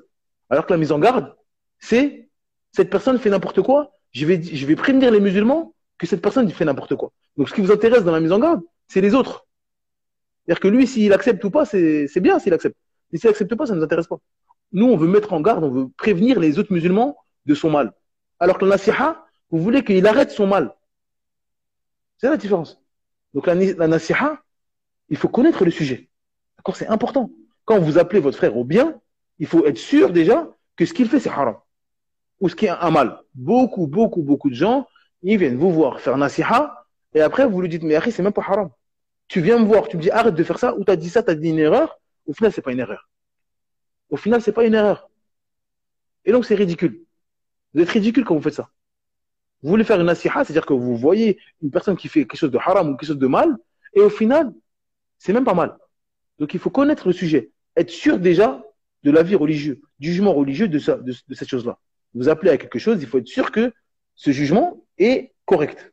D'accord? Et donc, il faut le faire avec preuve, avec science du Coran, la sunna authentique, ou du consensus authentique. D'accord? Ou bien sûr d'analogie du qiyas authentique. Mais en tout cas, il faut que ce soit une preuve. Vous ayez des preuves que cette personne-là a fait quelque chose de mal. Parce que la nasiha, c'est pour qu'il revienne au bien. Donc c'est qu'il a fait quelque chose de mal. D'accord? Ensuite, la troisième chose, le conseiller en privé. D'accord? La nasiha, ça consiste à faire revenir son frère vers la droiture. Donc comme on a dit, il faut tout mettre en œuvre pour qu'il revienne. Et la grande majorité, l'écrasante majorité des gens, des humains sur la terre, quand vous l'humiliez en public, c'est naturel qu'il n'a pas envie de revenir vers vous et qu'il n'a pas envie de revenir. Et donc vous, quand vous faites un conseil, d'accord, nasiha, vous faites tout pour qu'il revienne. Donc la base, c'est que vous le faites en privé. La base, encore une fois, on n'a pas dit que c'est une condition. On n'a pas dit que c'est pas une nasiha si vous ne faites pas en privé, etc. Mais encore une fois, l'intention, c'est qu'il revienne. Une personne, elle a mal fait ses ablutions. Ou une personne, elle a mal fait la prière. D'accord? Vous avez fait la prière en groupe avec elle. À côté, vous avez vu qu'elle a fait quelque chose de pas correct. Est-ce que vous vous levez après la prière et vous dites, salam alaikum les frères. Celui qui est à côté de moi, il a mal fait la prière. Subhanallah, il fait n'importe quoi. Vous allez dire ça comme ça? Voilà, comment il va dire? C'est très rare qu'il va dire, ah barakallahu fik, je savais pas. Je vais plus faire ça. C'est très rare. Généralement, il va vous prendre, il va vous secouer. Parce que c'est un humain. Et aucun humain, il aime être abaissé devant les gens. Donc, ce qu'il faut faire, si vous êtes sincère dans votre conseil, vous le laissez sortir de la mosquée. Une fois qu'il est dehors de la mosquée, salam alaikum akhi, comment tu vas? Tu vas bien? Si vous avez le temps même, vous l'invitez boire un café, vous l'invitez, tiens, je te paye, viens, on va boire un café, comment tu vas? Comment t'habites où? Ah, t'habites là, je savais pas que t'habitais là, subhanallah, etc. Et à la fin, ouais, akhi, j'ai remarqué à côté de moi que tu priais, tu mettais ton doigt comme ça, tu faisais ça. Akhi, le professeur, il a dit, il faut pas faire comme ça, c'est pas correct, etc. À 99,9%, wallah, il accepte. À 99%. Si vous faites ça, à 99,9%, il va accepter et il se rappellera de vous toute votre vie. Et il fera des doigts toute votre vie parce que vous l'avez corrigé dans la prière. Mais si vous venez, subhanallah, c'est pas comme ça. Le Cheikh Antel, il a dit c'est une bid'a. Les gens, ils n'acceptent pas généralement. C'est rare, très rare. C'est vraiment quelqu'un, il cherche le haqq, la vérité, avec ardeur. C'est pas tout le monde. D'accord? C'est pas tout le monde. Donc, la base, c'est qu'on fait notre conseil en privé, avec douceur, etc. Et bien sûr, encore une fois, on ne dit pas que c'est haram de faire en public, on ne dit pas que c'est une condition, etc. Non, mais on parle de la meilleure chose à faire. D'accord? Comme l'imam Shafi'i, rahimahullah, il dit, celui qui exhorte son frère en cachette, il l'a certes conseillé et embelli. Celui qui exhorte son frère en public, il l'a certes exposé et enlaidi. D'accord? Parce que quand vous allez faire en public, on va tous savoir que cette personne-là ne savait pas prier. Alors que si vous êtes en privé, personne n'a fait attention à sa prière, peut-être. Et le lendemain, il va prier correctement. Et personne ne savait. Mais quand vous parlez en public, vous dites, ah, regardez ce qu'il a fait, etc. Eh ben, les gens, ils vont savoir à tout jamais que, il ne savait pas prier, lui, etc. D'accord? Et malheureusement, les gens, ils confondent la nasiha avec la mise en garde, ou alors ils ramènent des règles qu'ils ne maîtrisent pas. Oui, akhi, l'erreur en privé, l'erreur en public, c'est on corrige en public. Bref, ils sont en train de tout mélanger. Et après, ils viennent avec une salade un peu mal composée, malheureusement. Mais en tout cas, encore une fois, la base, c'est quoi? C'est que notre frère ou notre sœur, on la conseille en privé, bien sûr, si c'est possible. Si c'est pas possible, c'est un autre sujet. D'accord? Si c'est pas possible, peut-être il y a des gens qui peuvent le voir en privé. Parce que des gens disent, oui, je peux pas l'avoir en privé, donc je l'ai fait en public. Comme si la nasiha, c'est obligatoire que ça passe par vous. Vous cherchez quoi? Vous cherchez à ce que votre frère revienne à la vérité ou vous cherchez à ce que la vérité vienne de vous? L'intention, déjà, elle n'est pas bonne. Parce qu'il y en a, ils veulent que la nasiha, ça passe par eux. Tu dis, mais pourquoi tu n'as pas parlé en privé? Ouais, mais je ne pouvais pas parler en privé, j'ai pas eu le temps ou je ne le connais pas bien. Mais tu connais des gens qui le connaissent bien? Ouais, je connais lui, il connaît très bien son voisin. Pourquoi tu n'es pas allé voir le voisin et tu lui as dit, après, voilà, j'ai vu un tel, etc. Tu peux lui parler, tu le connais bien, toi, et il va accepter de toi. Et tu dis pas que c'est moi. C'est-à-dire, personne ne saura que c'est vous. Mais c'est pas grave. Si vous êtes sincère, bien sûr. S'il y a un problème dans le cœur, vous avez envie que la personne sache que ça vient de vous. Mais là, ça c'est la maladie. Ça, c'est la maladie. Donc, c'est important d'être sincère et aussi de tout faire pour que la personne accepte le conseil. Et donc, ça passe par généralement, en tout cas, lui dire en privé. Ensuite, choisir le bon moment et le bon endroit. Et donc, encore une fois, pour revenir, avant de passer à ça, là, on est toujours dans le contexte du mariage. C'est-à-dire que la femme qui sait que son mari n'accepte rien d'elle, il accepte rien d'elle, parce que il est un peu macho sur les bords, il veut pas que sa femme lui dise qu'est-ce qu'on doit faire, qu'est-ce qui est haram, parce que des fois, il y a des sœurs qui ont plus de science que le mari, et elle le sait ça, et au lieu de faire passer l'information par quelqu'un d'autre, encore une fois, ça dépend du cœur, elle veut que ça passe par elle. D'accord? Non. Toi, ma sœur, tu veux que ton mari se réforme ou tu veux juste montrer que tu connais mieux que lui? Généralement, l'homme, il a du mal à accepter. C'est comme le père avec ses enfants. Le père, il a du mal à accepter ses enfants parce qu'il les a vus grandir, etc. Il a du mal à accepter. D'accord? Donc le fils, il essaie de faire des causes. Peut-être que ça passe par un ami du travail, un collègue de travail qui va lui dire la même parole que lui, il va accepter. Mais comme ça vient de son fils, il va dire allez, va là-bas, toi, va là-bas. C'est pareil pour la femme. Si elle sait que son père, ça passe bien, va voir ton beau-père, ma sœur. Voilà, il fait ça à la maison, etc. Tu peux lui dire sans qu'il comprenne que ça vient de moi. Comme ça, Inch'Allah, toi, il accepte parce qu'il respecte son père, etc. Ou si vous avez une copine à vous et son mari, son époux connaît votre époux, peut-être ils travaillent ensemble, etc. Vous parlez à la sœur, vous dites voilà, mon mari, etc. Est-ce que ton mari peut parler à mon mari? Parce que, sans bien sûr dévoiler les péchés de votre époux, etc. Mais juste qu'il lui parle, qu'il lui fasse conseil, etc. Elle reste vague, mais pour que son collègue, peut-être qu'il a de la considération envers son collègue, il respecte son collègue et il va accepter la nasiha, ça passe par le collègue. D'accord? Faut pas que c'est la condition de la nasiha, c'est pas que ça passe par vous, c'est que la personne revienne à la vérité. Et donc, vous réfléchissez. Qu'est-ce que je peux faire pour qu'il revienne à la vérité? Si ça passe par moi, alhamdoulilah. Si ça peut pas passer par moi parce que ça va pas passer, bah, c'est pas grave, passez par quelqu'un d'autre. D'accord? Ça, c'est très important. Donc, ça, c'était la petite parenthèse. Maintenant, on disait choisir le bon moment et le bon endroit. D'accord? Donc, lorsque le musulman il voit son frère tomber dans l'erreur, il doit, encore une fois, se creuser la tête pour savoir quel est le bon moment. Comme j'ai dit, vous pouvez l'inviter à manger. Des fois, c'est pas le même jour. Par exemple, quelqu'un dans la prière, il a fait quelque chose. Il y a des gens, par exemple, c'est des imams. Je sais pas, c'est un imam. Il y a un fidèle qui a fait quelque chose en prière. Par exemple, il y a des gens, ils savent pas, je sais pas, il y a quelqu'un qui éternue, il dit Alhamdulillah, et après, en prière, quelqu'un il dit Rahimakallah, par exemple. Il dit Rahimakallah en pleine prière. D'accord? Ça, on ne dit pas Rahimakallah, on ne répond pas comme ça en pleine prière. Mais vous avez l'imam de la prière, d'accord? À la fin de la prière, il commence à faire il parle, il dit ah les frères, vous savez pas qu'on parle pas en prière? Bref, il crie sur tout le monde, mais nous, on sait tous qui a dit ça. Parce qu'on était en prière, donc on sait qui a parlé. Donc on sait qu'il est en train de parler de lui. On sait qu'il est en train de parler de lui, il est en train de gronder lui, et donc ça va rabaisser le nefs de la personne. Il va se sentir touché parce que tout le monde va le regarder, on sait qu'il parle de lui. Alors que si cet imam-là, d'accord, il dit rien, il attend un jour, une semaine, 2 semaines, 3 semaines, d'accord, et le jour où cet imam-là, il voit la personne qui a parlé, d'accord, il sait que la personne est présente, il fait une petite allocution, il parle, et rien à voir. Il dit voilà les frères, on va commencer à parler, on va parler de la prière, etc. Comment on doit se comporter en prière. C'est interdit de parler en prière, on ne doit pas dire ça, on peut dire ça. Mais et donc là, l'imam, il lui a corrigé, il lui a expliqué qu'on ne doit pas dire ça, mais sans qu'on sache que là, elle est en train de le gronder parce qu'il a fait une erreur le jour même.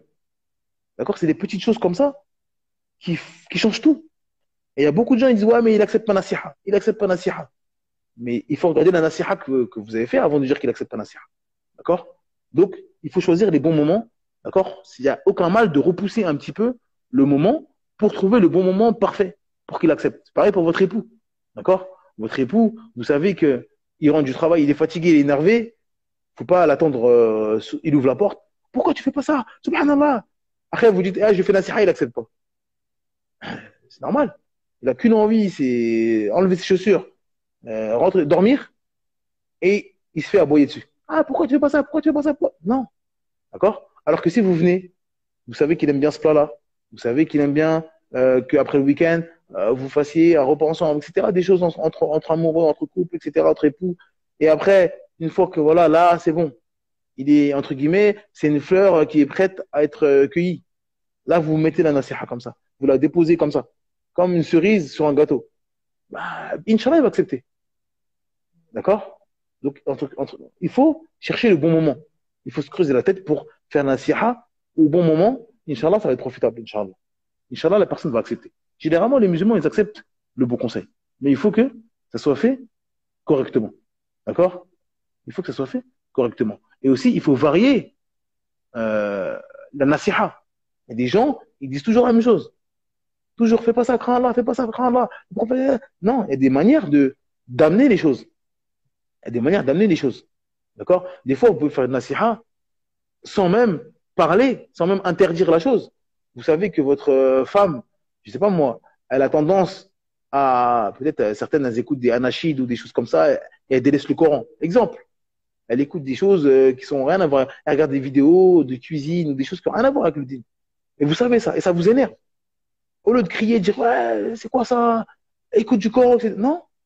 Vous n'avez pas besoin de dire, pourquoi t'es nul? Pourquoi tu n'écoutes pas de Coran? Non. Vous venez, vous dites, salam alaikum. Ça te dirait, entre le Maghreb et l'Aïcha, on écoute 2, 3 versets, après on lit le tafsir ensemble, on achète un livre ensemble. Vous ne l'avez pas critiqué. Vous avez fait nasiha. En gros, ça veut dire, viens, on lit davantage le Coran, on apprend plus davantage le Coran, sans lui dire, t'es nul, subhanallah, tu regardes la cuisine toute la journée, c'est pas ça le dîn, c'est pas ça. Non. Vous dites, ça te dirait qu'on fasse ensemble, bien, moi aussi j'ai envie d'apprendre en ce moment, je suis en train d'apprendre telle sourate, j'aimerais bien apprendre le tafsir ensemble, mais des fois j'ai la flemme, tout ça. Viens, on fait ensemble comme ça on se motive. Ça va dire, ah ouais, c'est une bonne idée. Et elle va délaisser ces vidéos inutiles. D'accord? Donc, ça, c'est nasiha. Sans critiquer les gens. La nasiha, il faut varier. Il faut changer. D'accord? C'est pas toujours aboyer.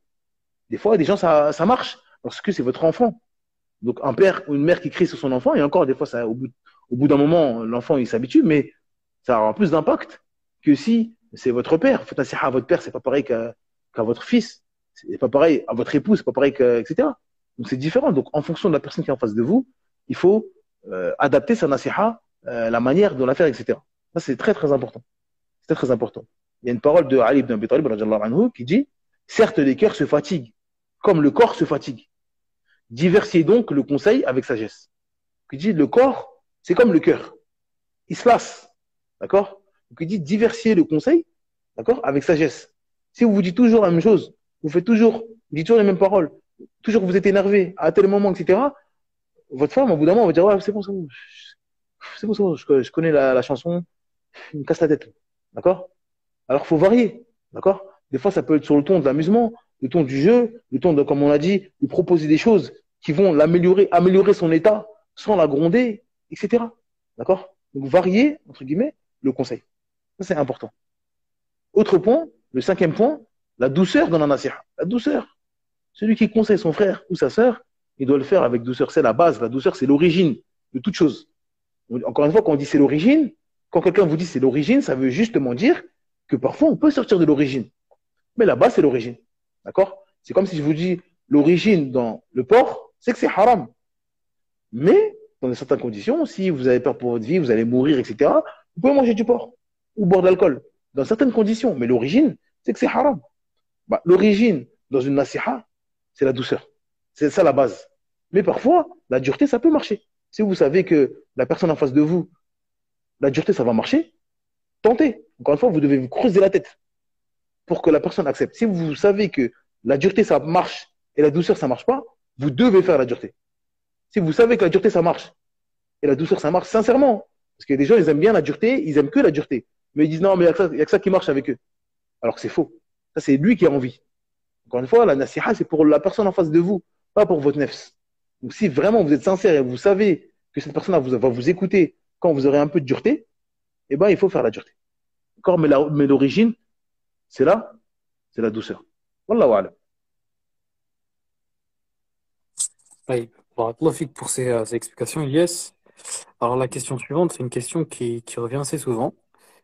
Dans un couple qui a commencé dans le haram, comment peut-il avoir la baraka en se mariant, en se mariant, tout simplement?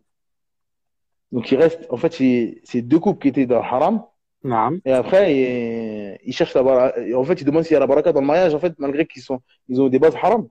Oui, c'est ça. Et comment ils peuvent avoir la baraka aussi? Bah Et déjà, de- déjà, le repentir, déjà, il faut une base. Le musulman il doit avoir ça dans la tête. Le repentir sincère, ça efface tout ce qu'il a eu dans le passé. Le repentir sincère, ça efface ce qu'il a eu dans le passé. C'est une base que vous devez avoir dans la tête. Donc, il y a des sahaba, ils étaient mariés, c'était deux mécréants, ils sont entrés dans l'islam, et c'est les meilleurs des hommes, et les meilleurs des femmes. D'accord? Donc, c'est pas un problème. D'accord? Et il y en a, ils sont mariés dans des mouchrikoun, du shirk.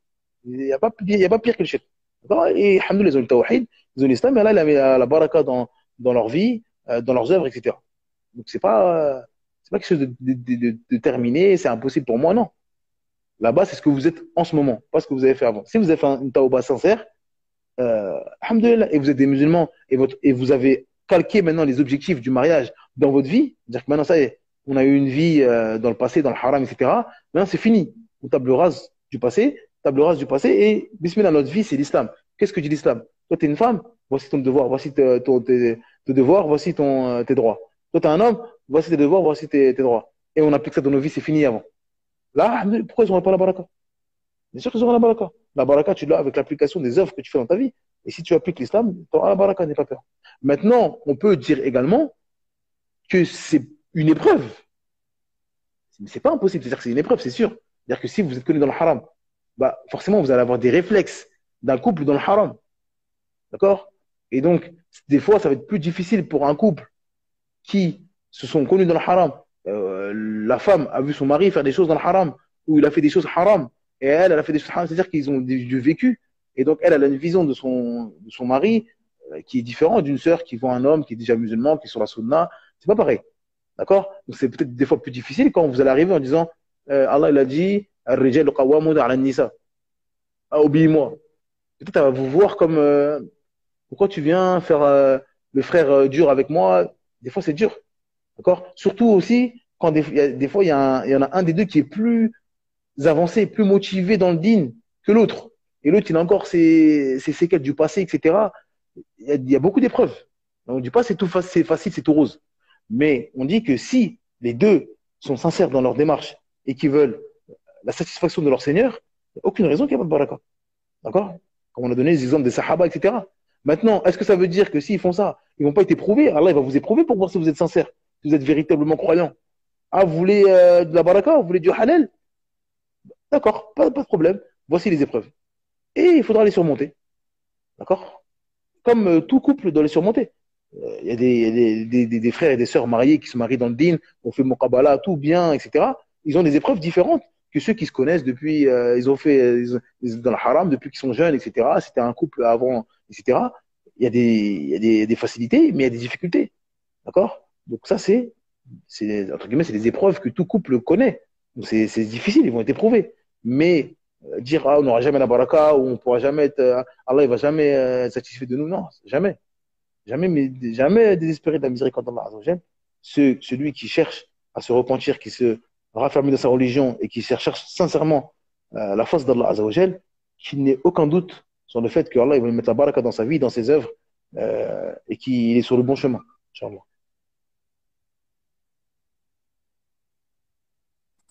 Inch'Allah, barakallahu fik, Ilyes. Voilà. Alors, la question suivante. Euh, mon mari ne m'apprend pas la science religieuse. Est-ce que je dois l'apprendre toute seule ou le convaincre d'étudier avec moi? Déjà, premièrement, qu'est-ce qui est voulu par ne m'apprend pas la science religieuse?